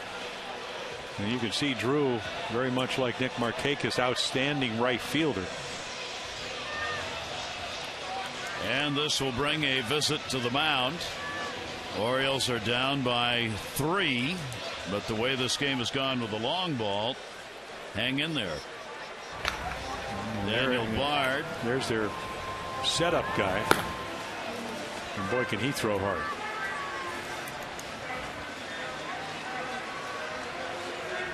Ed Young out to have a word with his battery mates while Markakis will rest at second base.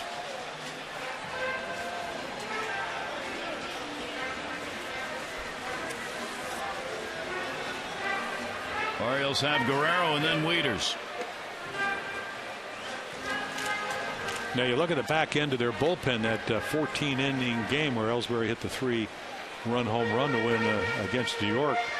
In New York, Bard pitched an inning in the third. Papelbon pitched 2 1/3 innings. And most likely they'll be asked to pitch again tonight, 2 days later. Here's Vladimir Guerrero, who will take it inside. The ambassador to the United States from the Dominican is going to be on hand tomorrow night along with Mr. Alou. Really? That's great. For pregame ceremonies for Vladimir Guerrero. Yeah, I was hoping that he would bring Felipe, his first manager, in. And again, from the Dominican, terrific player, fabulous guy. And fans tomorrow night, great chance to come out, get here a little early before the game for the ceremonies, as Guerrero will be recognized now as the all-time leader in the major league in hits for a player born in the Dominican Republic, with Felipe Alou and the ambassador on hand for the ceremonies tomorrow night. Guerrero 2 for 3 in this game. RBI, double single, flied out. And yeah, here's your young catcher again. Aceves wants the talk. Well, again, the thing here, even if you hit a 2-run home run, you'd have a 1-run lead, but you just want to go somewhere where you feel comfortable. He's going to keep the ball in the ballpark.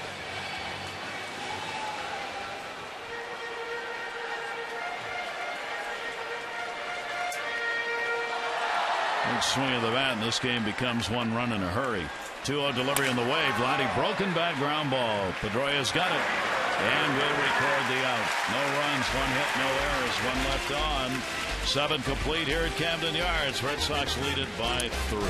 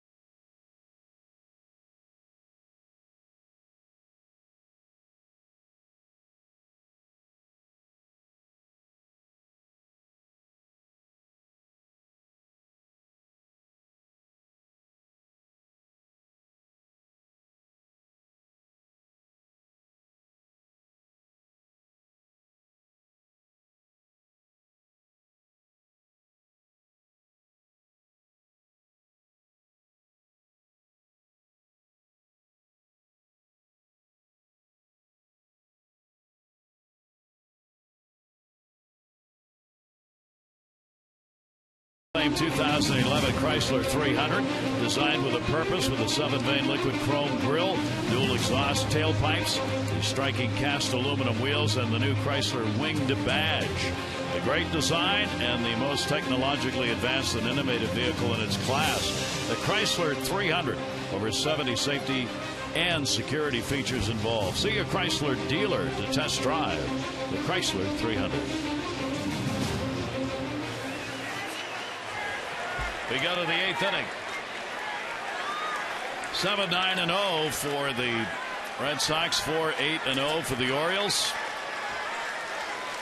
Zach Phillips will stay on the mound to face Lavarnway, the rookie with the real big blow in this game in the 4th inning. His first major league home run, accounting for 3 Red Sox runs and a strike taken. starting because Veritek's got the bad knee, can only be used in an emergency.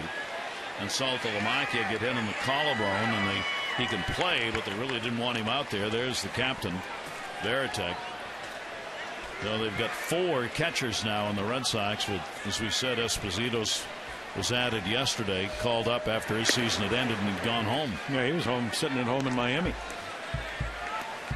And there's Jared Saltalamacchia. Lives out in Wellington, the Hunt country, just outside of West Palm Beach. Run into him every once in a while in the winter months.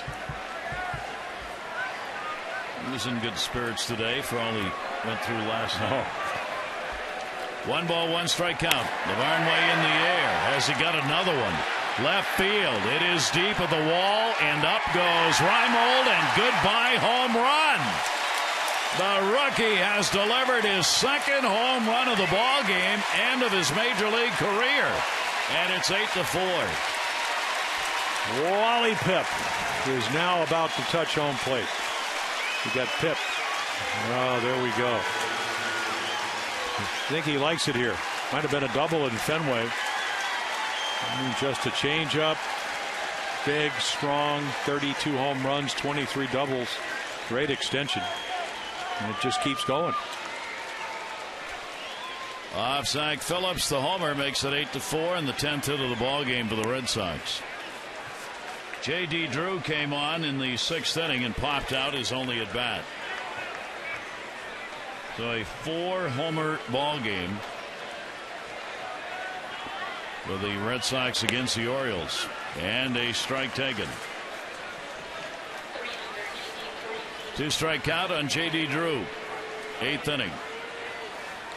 Phillies beating Atlanta 7-1. That's a final now, and St. Louis has come back to tie Houston 5-5. The Cardinals trail Atlanta by 1 in the National League wild card race.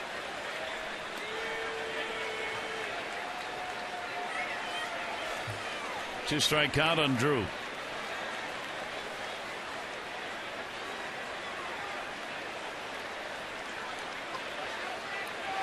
The 0-2 is there. So Phillips will get the strikeout. 1 away. Time to text in your vote for the AT&T Player of the Game. The candidates tonight: Adam Jones, who's delivered a double and a home run. Matt Wieters, he's also at his 22nd home run in this game. And Ryan Lavarnway has delivered 2 homers, first 2 of his major league career. Good for 4 RBIs. Text in your vote, A, B, or C, to 51862. Carl Crawford, a triple and a run scored. He's 1 for 3. Outside corner for a strike. Accardo in the bullpen for the Orioles.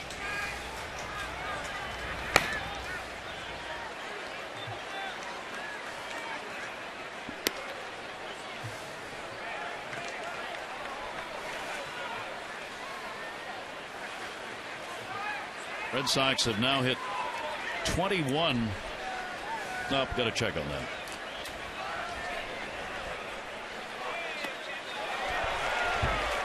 A 1-ball, 2-strike count. Crawford trying to pick that one out of the dirt on a cut. One down with Scudero waiting on deck.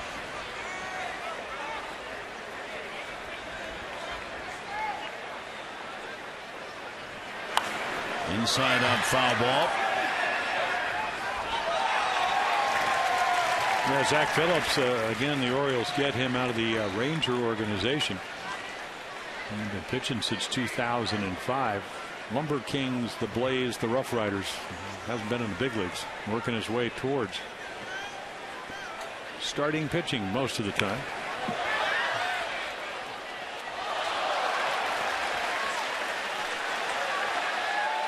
Just checking on what a home run derby this has been this year between these two teams. The Red Sox now have 27 home runs against the Orioles. The Orioles have got 19 against the Red Sox.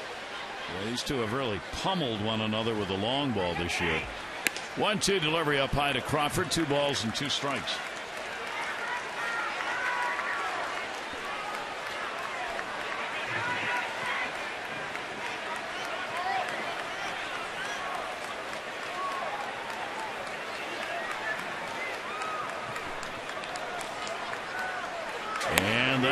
taken on the outside corner. Strikeout for Phillips. 2 down. It's been a wide plate. Plate 17 inches. Ball another 2 inches. So that's 21 tonight. Maybe 23 or 4. So that 2 inches on each side. It might have gotten a little bit bigger. And Buck Showalter will come out again to make a change. Jeremy Accardo's ready in the bullpen with Scudero coming up. So the home run by Lavarnway off Phillips in the inning extends the lead 8-4 Boston.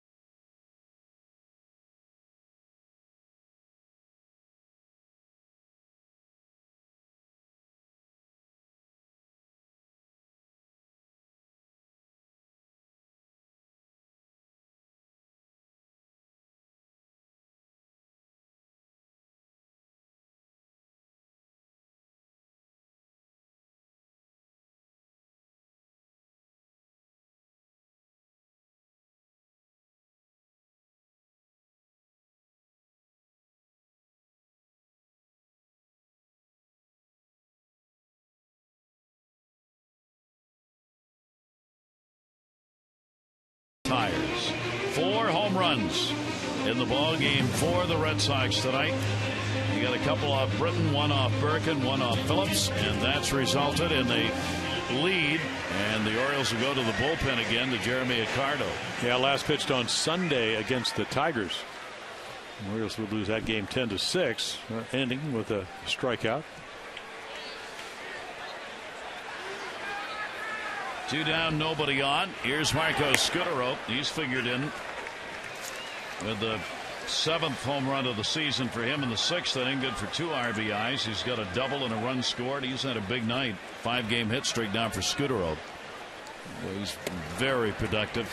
Yeah, another one of those decisions, though, Gary. You know, his contract's up. Ortiz's contract's up. Papelbon contract is up. Because they're not worrying about that now. They're just worrying, can we get into the postseason? And 1-1 delivery to short. J.J. Hardy's got a short hop, and he does. And that will complete the top of the 8th inning. Lavarnway getting his 2nd home run. 1 run in the inning. 8-4 Boston.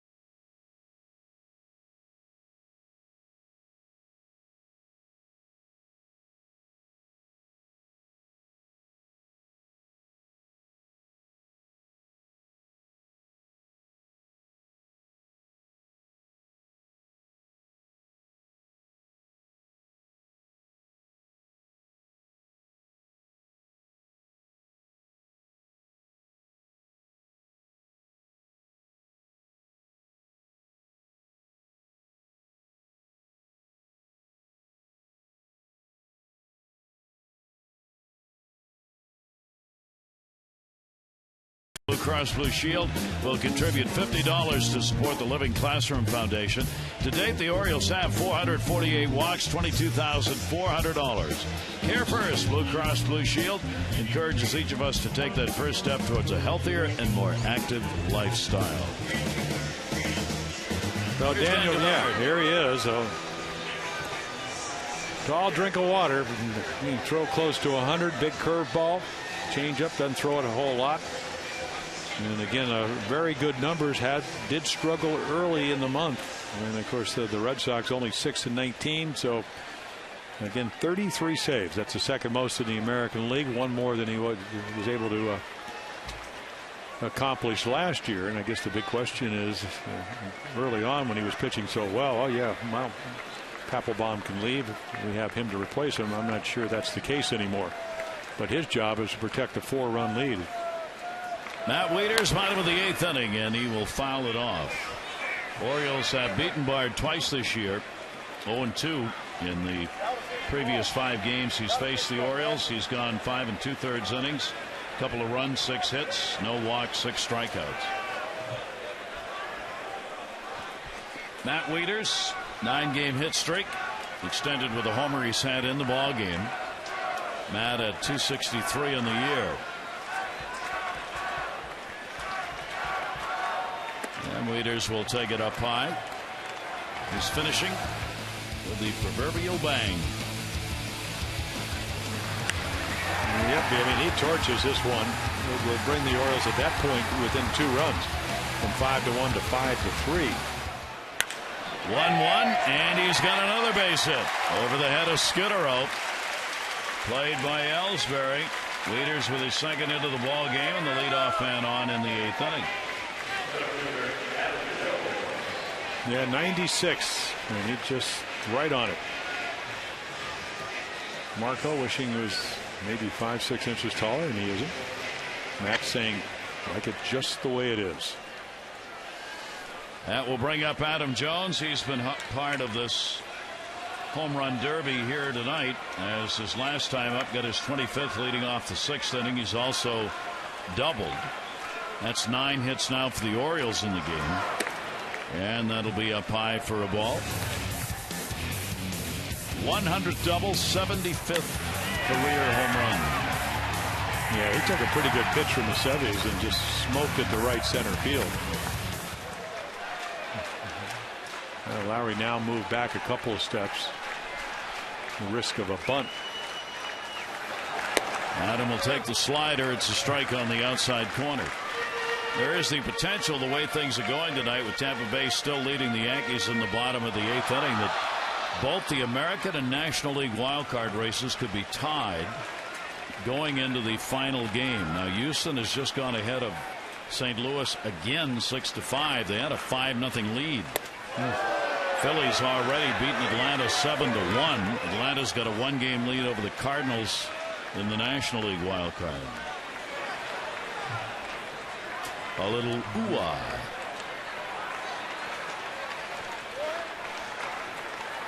Two ball, 1 strikeout on Jones.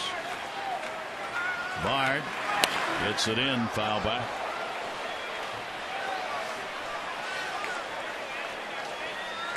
Red Sox had a 9-game lead in September. The Atlanta Braves had an 8.5-game lead in the wild card race. Atlanta's lost 11 of their last 16, well, including tonight now. They lost 12 of their last 17 ball games. Yeah, Tampa Bay is 15-10 in the month of September, and coming in, the Red Sox are 6-19. There's your 9-game difference. Down to first, and a foul ball, just barely. Gonzalez was ready to field that, and it, as you see him pointing down, it hit something and bounded into foul territory. Yeah, right on the base. A couple of gloves over in the National League.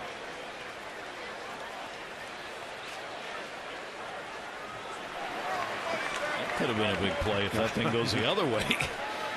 Well, the Orioles need base runners, and Bard wants to keep that from happening. Wieters already let it off with a single.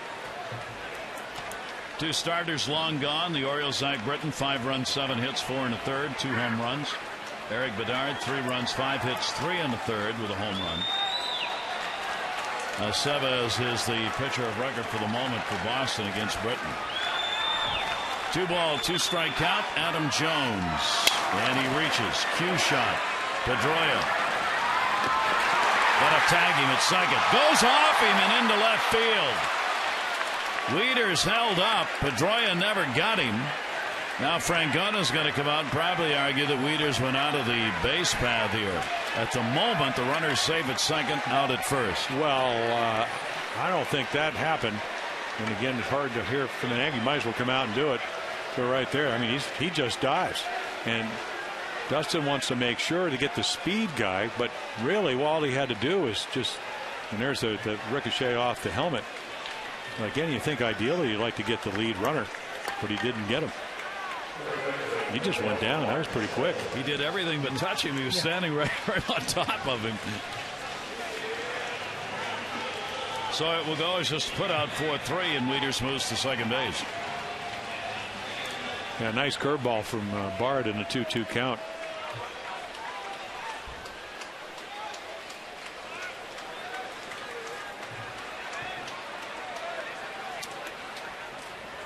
Runner at second and one down. Mark Reynolds has struck out twice and drawn a walk. 0 for 4 in the 2 games so far.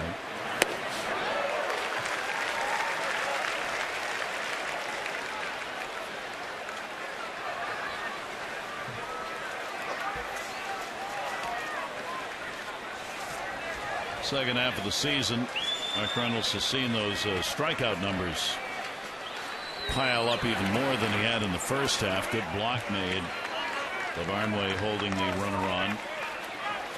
Yeah, I was talking to Gary Tuck about Ryan Lavarnway, and he said, first thing he said, started telling me about what kind of hitter he was. I guess maybe this was, you could foresee the future. 3-run home run and solo home run. He said strong, pretty good eye. I said, well, tell me about catching, because we know how important that is. He said, works hard. Still learning. Of course, yeah. I mean, he started out in Double-A this year. 24 years old. But he said incredibly bright. You know, did go to Yale. And then that, you know, aptitude, real important when you're a catcher. That and your work ethic, because it's such a tough position. Wieters on at second base. 1-ball, 2-strike count on Reynolds. We're in the bottom of the 8th inning, an 8-4 lead for the Red Sox. Bard's delivery to him, and he's gone.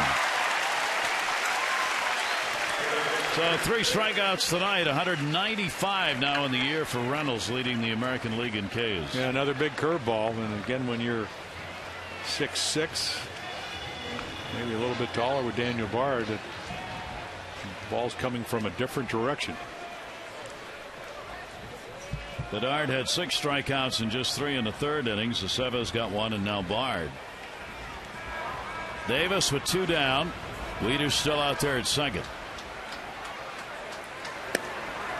And that'll be up high for a ball.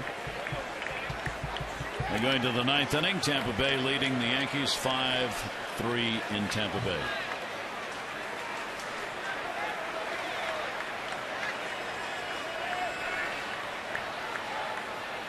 One-0 deliveries off the end of the bat and foul. Yeah, they've been using Joel Peralta as their closer, but Farnsworth came back last night. He's having elbow problems for the Rays.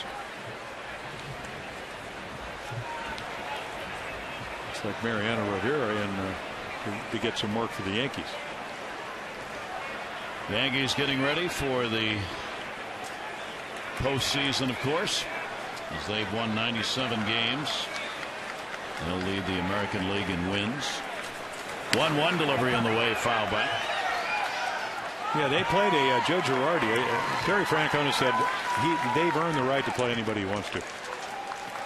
And I mean, last night Jeter started, Granderson, Cano, A-Rod, Martin caught. Pretty representative. Gardner played left. He's held back some of the pitchers to try and rest, but obviously in the playoffs so close, trying to get that rotation set. 1-2 delivery again, fouled away by Davis. Well, you see from Daniel Bard the curve ball that can be the equalizer, also thrown in the upper 90s.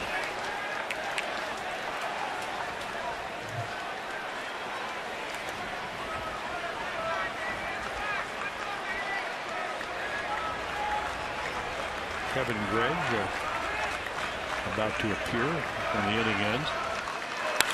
1-2. That's going to be a base hit. Under Pedroia's glove. That'll score Waiters, and Davis has got another RBI. So again, it is an 8-5 game. Yeah, the tag play where Pedroia does not get the lead runner, wants to get a double play, backfires. And then look at this pitch. Late on the fastball, comes back with a little two-seamer. About maybe 5 miles per hour slower. Chris Davis able to put it in play. And now the Orioles crawl within 3. Davis has come through in the first 2 games of this series. He's 2 for 4 in this ball game, and Davis gets his 19th RBI. And the Orioles now also have 10 hits along with the Red Sox. And Reimold 0 for 3 with a strikeout, a flyout, ground ball out.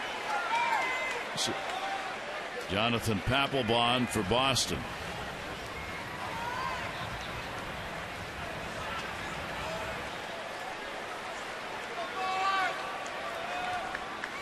Runner at first, 2 down, and that ball in the air to right field. He hit it pretty good. J.D. Drew, and that's going to hit off the wall. Coming around to score will be Davis, heading into third base. Throw to the plate, not in time. A triple. Hang on. It's 8-6.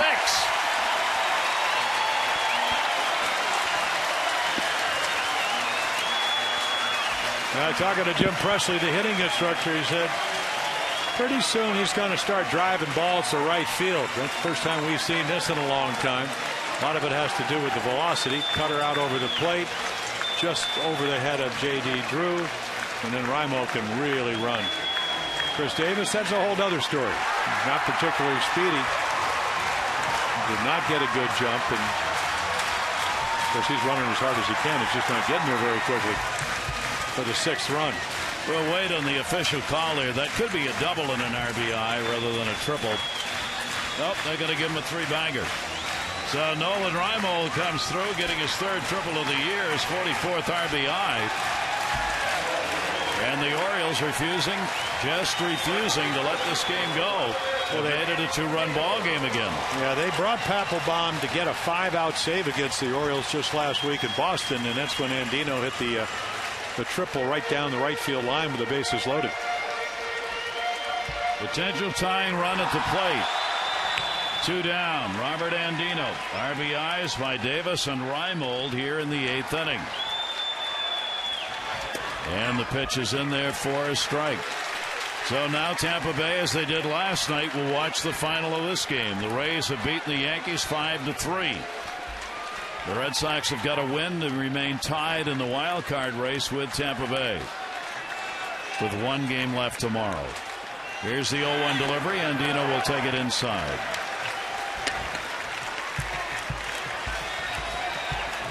Joe Madden said last night, we finished. We turned on the Oriole Red Sox game, and I waited to hear David Price scream. As soon as he did, I knew the wild card race was tied. Here's the 1-1 delivery. Well, what I liked it when they went up to Boston, and Joe says, "Oh boy, I know it can happen to him because I lived it in 1995. Not easy. I mean, he got it all out there, and it has happened, and it did happen to Joe Madden, and it did happen to a lot of teams. Maybe not this demonstratively, but it does happen." Amazing to play all these games. LA's already been eliminated, the Angels. So Tampa Bay, it's now a half-game difference. Pending the outcome of this game, Red Sox win. It's tied going to the final game of the year. And what this rally has done, you get within 2 runs and you turn the lineup over. So Papelbon's going to have to face the top of the order, or at least the 2, 3, 4 hitters. 2-2 delivery, hit in the air to left field. Kyle Crawford is there, and he's got it. Andino's retired, but the Orioles in the 8th inning get a couple of runs. We go to the 9th, 8-6 Boston.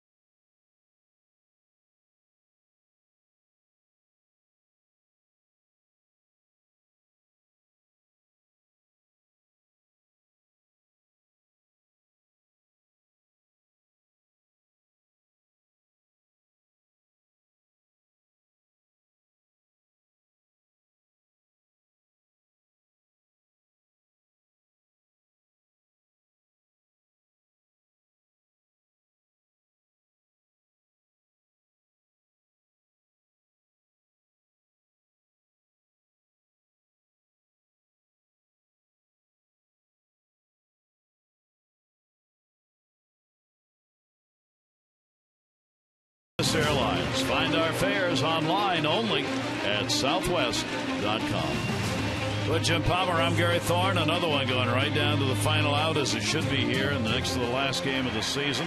Go to the 9th inning. Kevin Gregg has come on to pitch for the Orioles. Last 2 outings. They have been a little bit more efficient.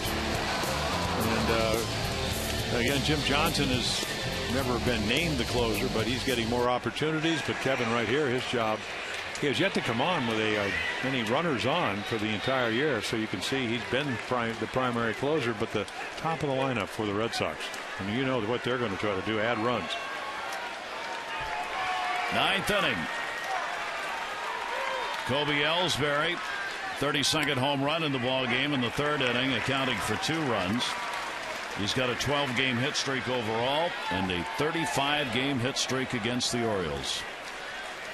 Kevin Gregg try and shut him down, give the Orioles a chance, as the Orioles will have the heart of the order coming up in the bottom of the 9th inning. Gregg will miss inside, 1 ball and 1 strike. All you got to do is look out at the board. 2-run home run, 3-run home run, 2-run home run solo. All the runs via the home run tonight for the Sox. And that's going to miss. And that's why they lead the major leagues with 111 on the road.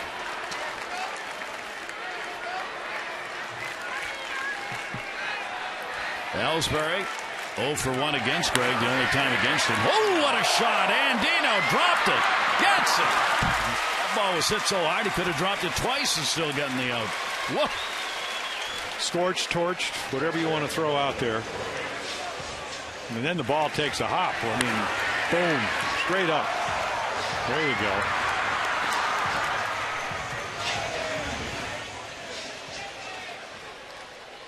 You almost look like a point guard trying to pull a little.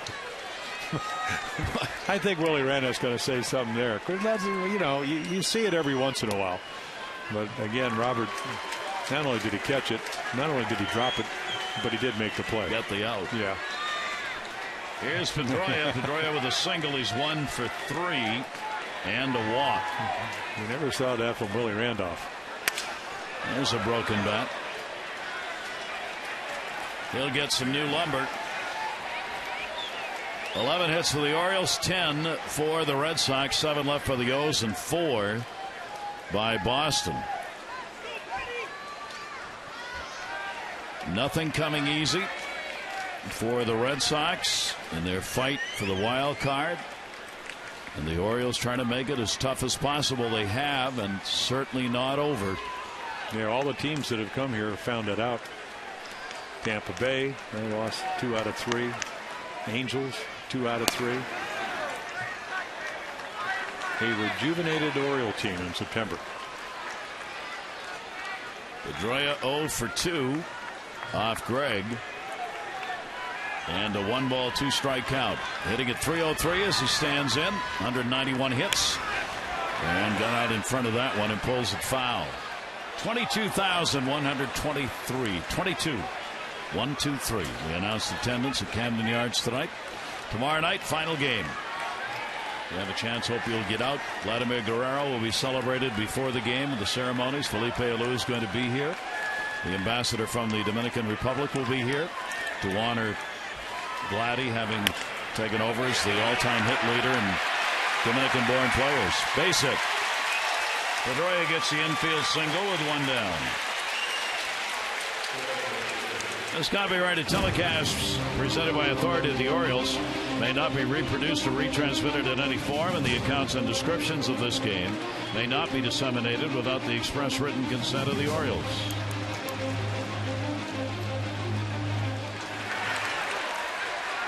Well, let's see if Justin Pedroia will run this time. Couldn't solve Britton's move.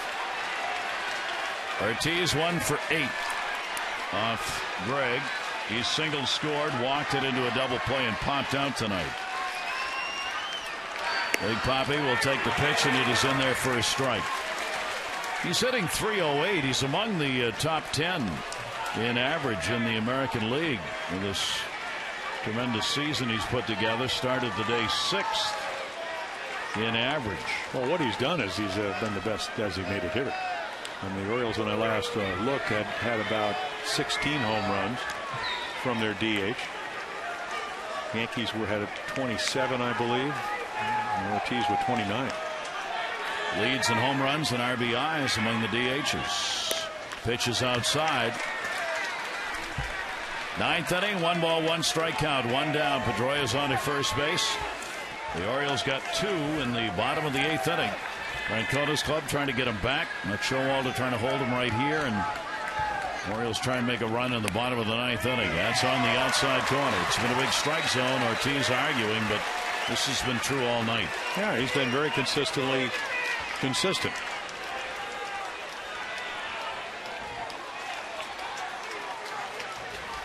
I mean, I think it'd be fair to call Wally Bell a pitcher's umpire, and there's still 14 runs on the base with 22 hits. Not a big lead at first for Pedroia. The 1-2 delivery. Ortiz nubs it foul.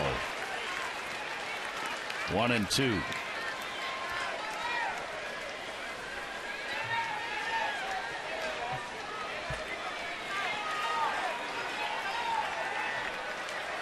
Performance by Bedard, giving up 3 runs, 5 hits, 3 1/3. Has not helped that starter number for the Red Sox. Starters in September for them, 7.26 ERA, which is just almost incomprehensible. Their starters, 4 wins and 13 losses in the month of September. 1 ball, 2 strike count on Ortiz.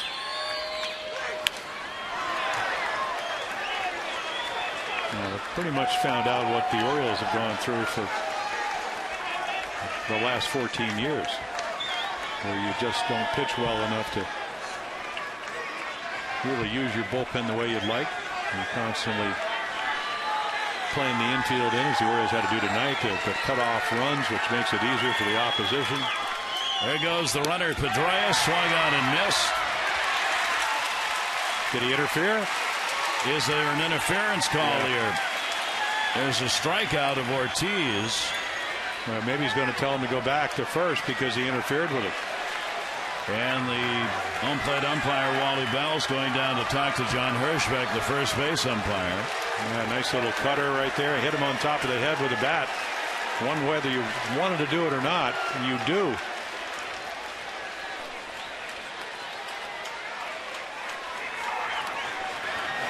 Terry Francona's out, and Pedroia will come back to first base. Yeah, I think Buck's going to argue that. Yeah, how do you assume he wasn't going to be out? A lot of times we've seen this call in the past, but again, I think Terry Francona's just happy he still has a runner. He'll live with that. Boink.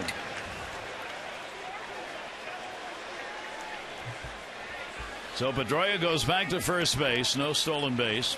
I'm going to give him 26 and a half. 26 and a half. Give him a half a stolen base for the effort. Ortiz not happy, but I mean, he clearly got him on the back of the head, on the top of the head rather. And the pitch is outside. So 2 down. Jed Lowry now with a runner at first base, 2 away in the 9th inning. I mean, obviously not an unimportant play. Pedroia gets down there. He's in scoring position with 2 down instead of back at first base in a 2-run ball game. Towering fly ball to center. Adam Jones. Fasten your seatbelts. No runs, 1 hit, no errors, 1 left. We go to the bottom half of the 9th inning. The Orioles have it in them. 3 outs to work with.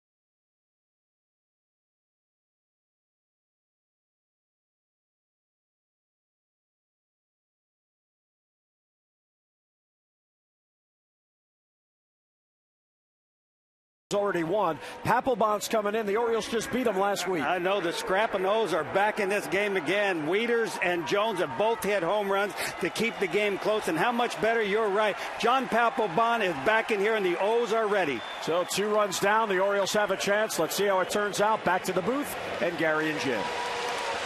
Jim and Rick, it'll be an interesting finish, that's for sure. Greg getting through the inning, keeping it at a 2-run differential.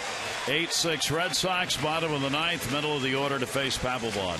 Yeah, again, he's been very, very good. Only his second blown save. He had 25 in a row, and that came up in Boston. They brought him in to get a 5-out save. Andino hit a 3-2 pitch right down the right field line for a triple. Again, to the Yankees, his last appearance, 2 1/3 perfect innings. I was watching it. He threw a lot of strikes. So again, power pitcher. I'm going to get the whole act. The looking in, the game face, but he's had a terrific year for him. For Papelbon against the Orioles, this will be the 6th time out. He is 1 for 2 in save opportunities, 4 2/3 innings, a run on 2 hits, 1 walk, 6 strikeouts. Lifetime, he has always been very tough against the Orioles.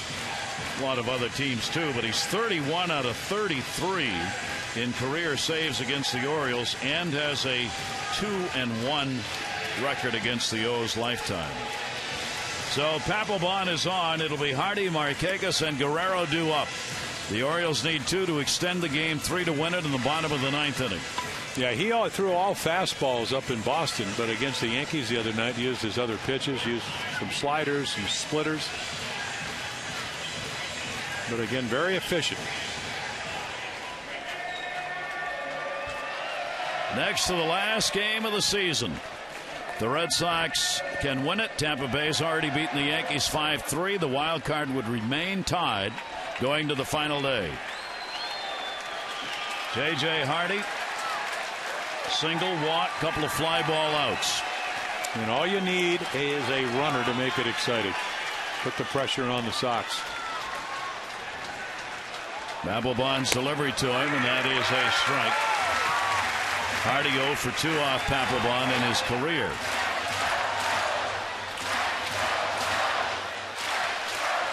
The Orioles coming away with a victory, 6-3 in the opener last night, creating the tie in the wild card, with Tampa Bay winning their game.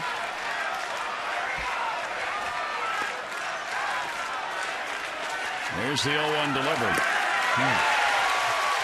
Yeah, he can pitch up in the zone. That's where his preference is, and that's just a riding fastball at 96 to a really good fastball hitter.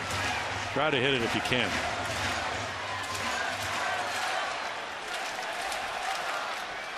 The all-important leadoff man in the 9th in a close ball game. Papelbon, 2-strike count. Hardy, he's got a base hit. J.J. Hardy on a 2-strike count, a solid knock to left. What a nice little gift, hand wrapped. You don't need to pitch in the zone. You got a slider, you got a splitter. Not only you throw him a fastball, but you get it down. You can see where the target is, inside middle, right to the bat head. This is what J.J. does. This is why he's had such a good year. Nice play, or at least attempt by Lowry, but it's hit so hard he can't flag it down. So there you go. Tying run at the plate. 12th hit of the ball game. The Orioles have out-hit the Red Sox 12-11. And they were down by 4. Now they're 1 swing away from tying it. Markakis a double, a walk, 2 fly ball outs, an 8-game hit streak. Rally caps are off. And then some. These two have faced each other a lot. Nick is 5 for 17 lifetime off Papelbon. Pretty good number.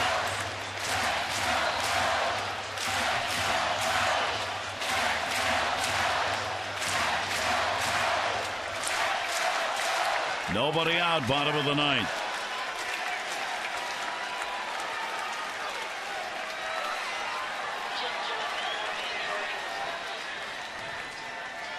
Markakis with a 1-0 count. And he'll take it. It's in there. Yeah, a little bit off. Nice pitch. But again, when Nick is seeing the ball well, and she had a nice month hitting 300. There's Jim Johnson, Oriole closer. Getting ready. Even if they tie the game up, I would imagine he'd come in just for one inning. Left-handers hitting just 151 off Papelbon. Right-handers 241. Here's the 1-1 delivery. Markakis up high, 2-1.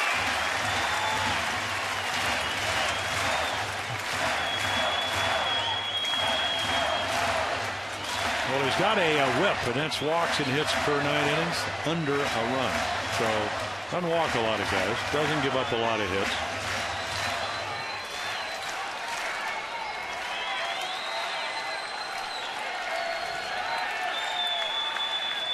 Hardy off first base. 2-1 delivery to Markakis. And that's a strike. Oh. Nick didn't like it. No, well, it's been a wide plate. That's Wally Bell. Tell you, somebody's got to, and I mean, really for the good of the game. I mean, the ball's so far outside, and it's been that way all night. It's not like it just happened. Somebody has to be accountable for him to be accountable. It's just too big a strike zone. He knows what they expect, and tonight he's had a bad night because he's, again, so consistently inconsistent. Hitters just want the ball over the plate. And if it's a little bit high, fine. A little low, fine. But at least make him throw it over. And 2-2 delivery. Markakis will take that away, and it's 3-2.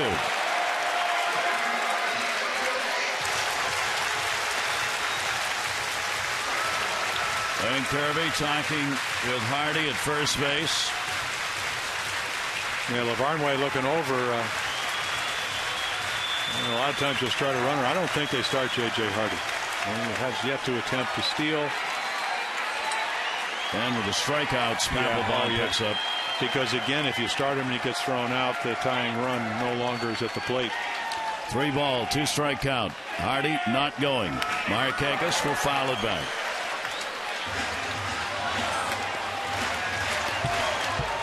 Up to 97 on that fastball. He can get it up there. I mean, the first reliever to have 30 or more saves for 6 straight years.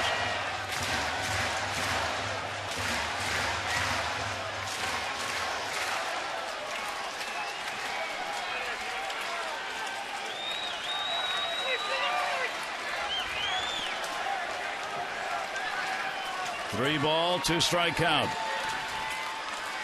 Nobody out. Hardy leading off the 9th inning with the base hit. The lead at first. 3-2. He runs.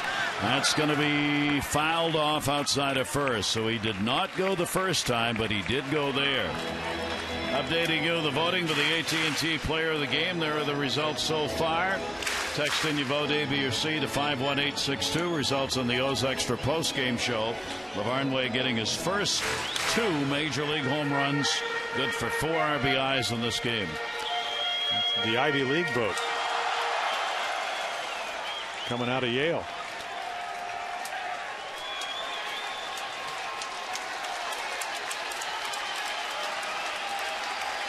Really throw him something other than the fastball.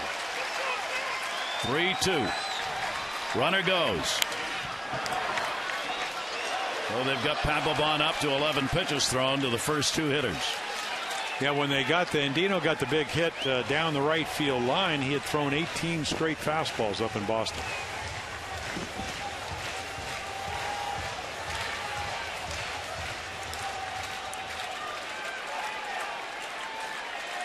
First 2 games of this series worthy of the importance that they stand for in this wild card race. They've been outstanding baseball games.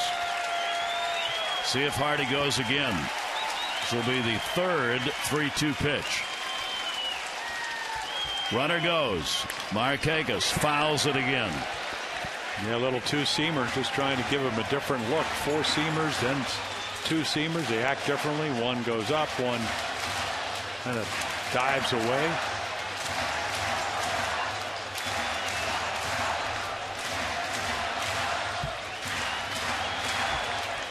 And really the time of the year where you don't have as many Red Sox fans as usual. This will be the 10th pitch of this at bat. the fourth 3-2 pitch. Hardy running. Markakis fouls it.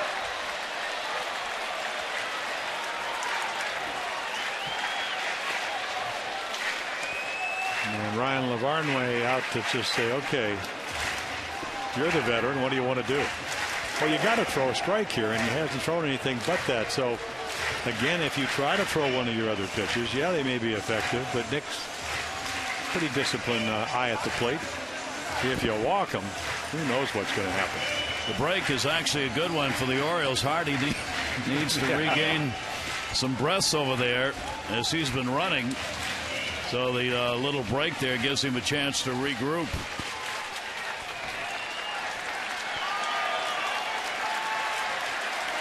Eleventh pitch of the at-bat.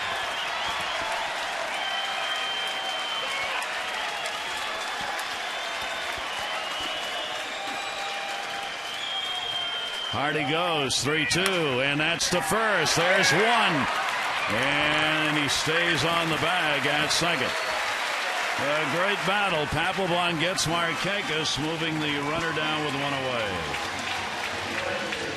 Yeah, Gonzalez is just going to deftly. Again, he won 2 Gold Gloves over in the National League. He just catches it. Of course, he's on the bag as he's holding J.J. Hardy.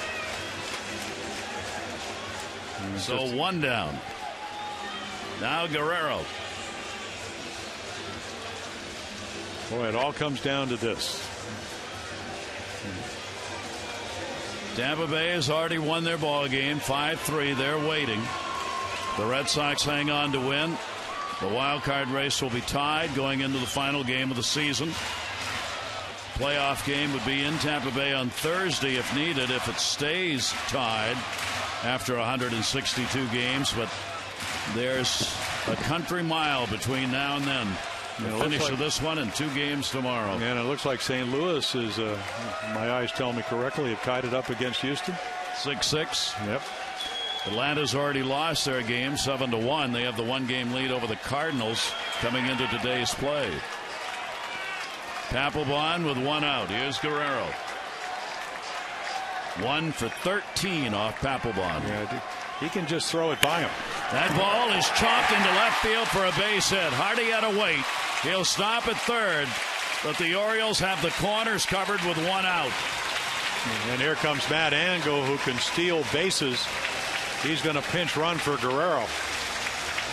So now we know Lavarnway can hit home runs. See, he gets the ball down. It's easier to get to the low pitch than the high pitch. And there's just, you're kind of playing the line to some degree. Want to take away the double. And he's just able to hit it in a couple of hops into left field. Now they will discuss strategy here. What if Angle takes off? Do you throw through? Oh yeah, you don't care about the runner on third. If you think you can throw him out, but again, and if you're the Orioles, do you send him? Well, I think there's a good chance he's going to run at some point. Wieters already has a home run, his 22nd, and a single. 2 runs scored. 2 for 4 in the ball game, and you see against Papelbon, pretty good numbers. Papelbon has thrown 15 pitches here in the bottom of the 9th inning. All fastballs. First and third, 1 out. Infield double play depth, and the outfield very deep.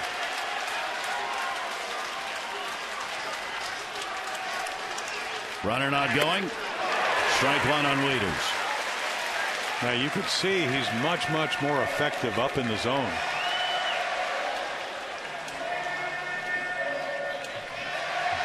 The 2 hits have been balls that are down.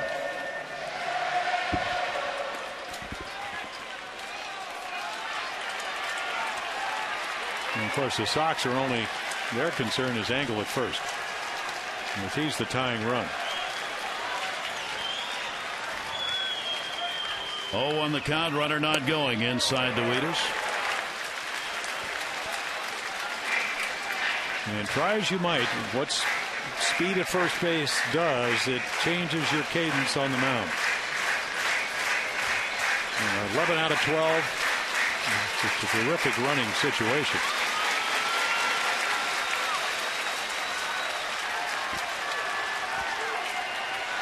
Matt Engels walked off a pretty good lead.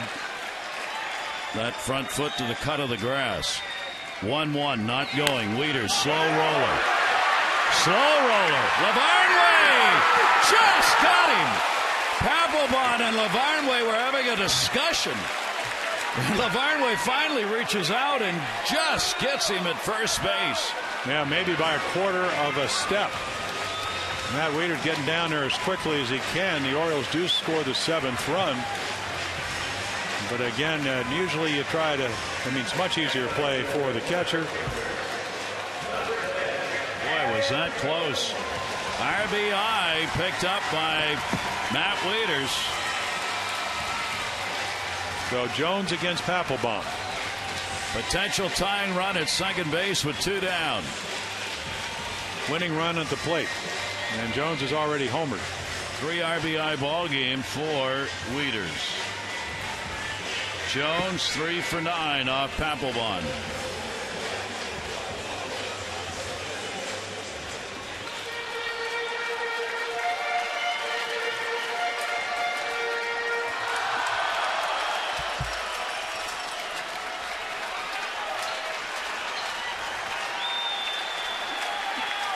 A double, a home run, a ground ball, and a strikeout for Adam Jones in the game.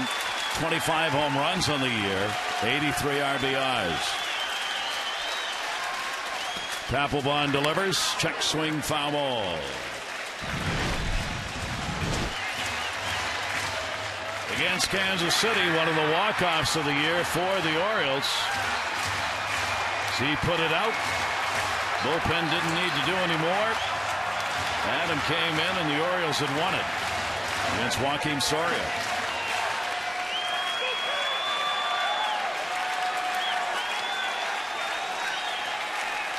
Angle at second.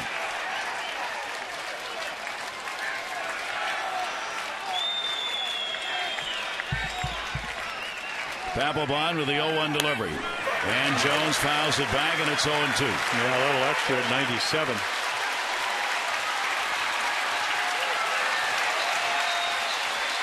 So the ability now, or at least the option to pitch out of the zone. And again, has yet 20 pitches, 20 fastballs.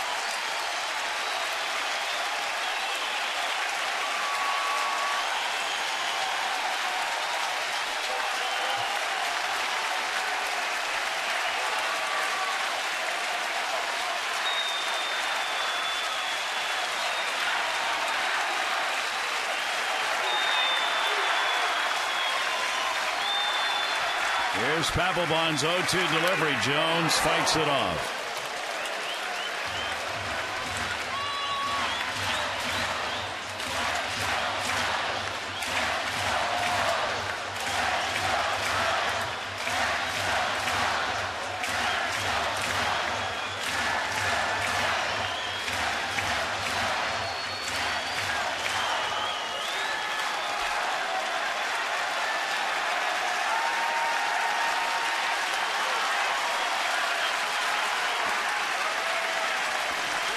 Two-strike count, 2 down, 9th inning. Angle the big lead at second base. Jones takes it. Papelbon goes, why me? But look at Wally Bell. He almost gets the right arm up. Just watch the umpire.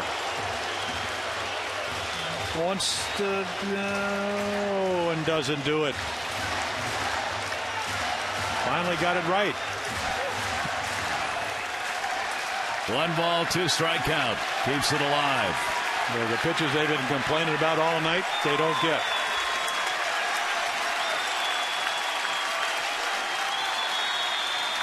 Adam Jones waiting on the 1-2.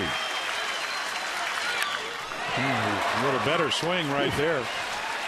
Yeah, I think Adam's just hoping he'd get one a little bit more down in the zone. 23 pitches by Papelbon here in the bottom of the 9th inning. Well, the pitch is just a slider down and away. He just hasn't, again, 23 pitches, all fastballs. He hadn't thrown it. He's got that pitch. Is waiting to see if he gets the win in this game. It would be his 10th. He did a great job in relief. 3 2/3 innings, a run on 3 hits. Simone will be pitching tomorrow night. 1 ball, 2-strike count, 2 away. There's a big lead at second here if Jones can put a ball in play for a base hit. They're not trying to hold the runner. They don't want to squeeze the middle on Adam Jones. Angle off second. Here's the 1-2 delivery.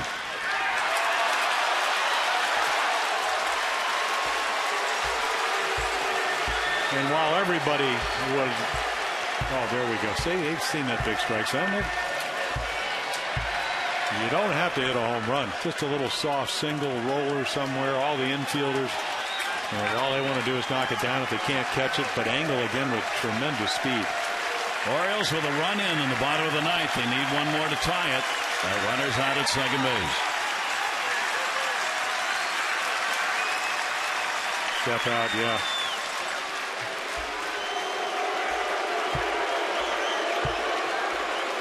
A well-trodden path tonight with the young catcher and the pitchers, Bedard, Aceves, Bard, and now Papelbon. Yeah, I think they have one of those little lanes in San Diego. I know they have one in Detroit. First time we need one of those at Camden Yards tonight. There's been so many meetings, which is understandable. Yeah, rookie catcher. They get it right. Yep. And there's Kevin Youkilis looking on.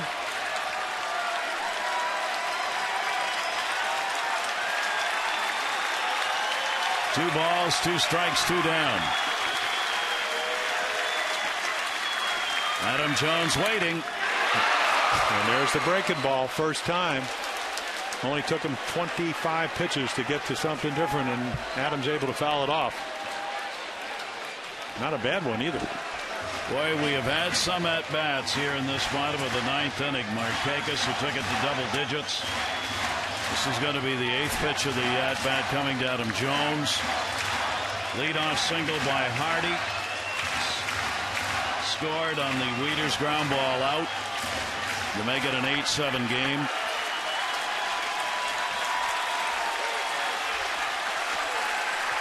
Two balls, 2 strikes.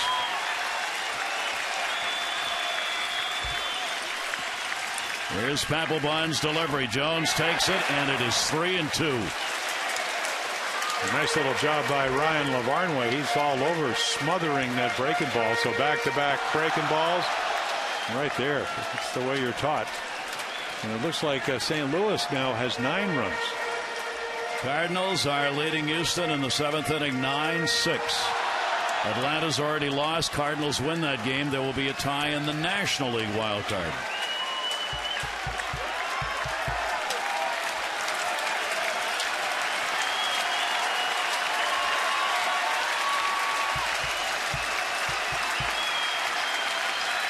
Three ball, 2 strike count, 2 down, 9th. Adam Jones waiting. Jones will foul it back. The 10th pitch of the at-bat coming.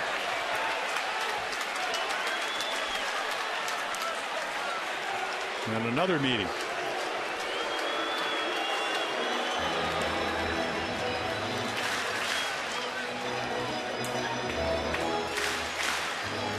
"27 pitches thrown by Jonathan Papelbon here in the 9th.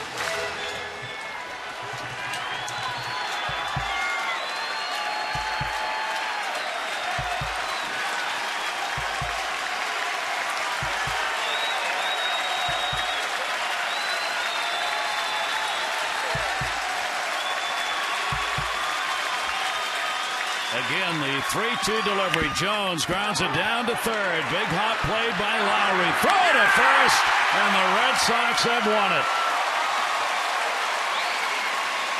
Battling to the bitter end, the Orioles will lose this one by a run, 8-7. And the American League will go to the final game of the regular season tomorrow, with Tampa Bay and the Red Sox tied in the wild card race of the American League. A tremendous ball game. Tomorrow, Alfredo Simon will take the mound against John Lester to wrap it up in the year. 6:30 on MASN HD. For those extra, presented by Verizon Wireless, our game at 7. For Jim Palmer and all of our great crew here at Camden Yards, I'm Gary Thor. Thanks, everybody. The Red Sox win it 8-7 the final. Tomorrow, a seasonal wrap-up in a big game. This has been a MASN presentation. Jim and Rick will take a look at this one. O's Extra is coming up next. Adieu.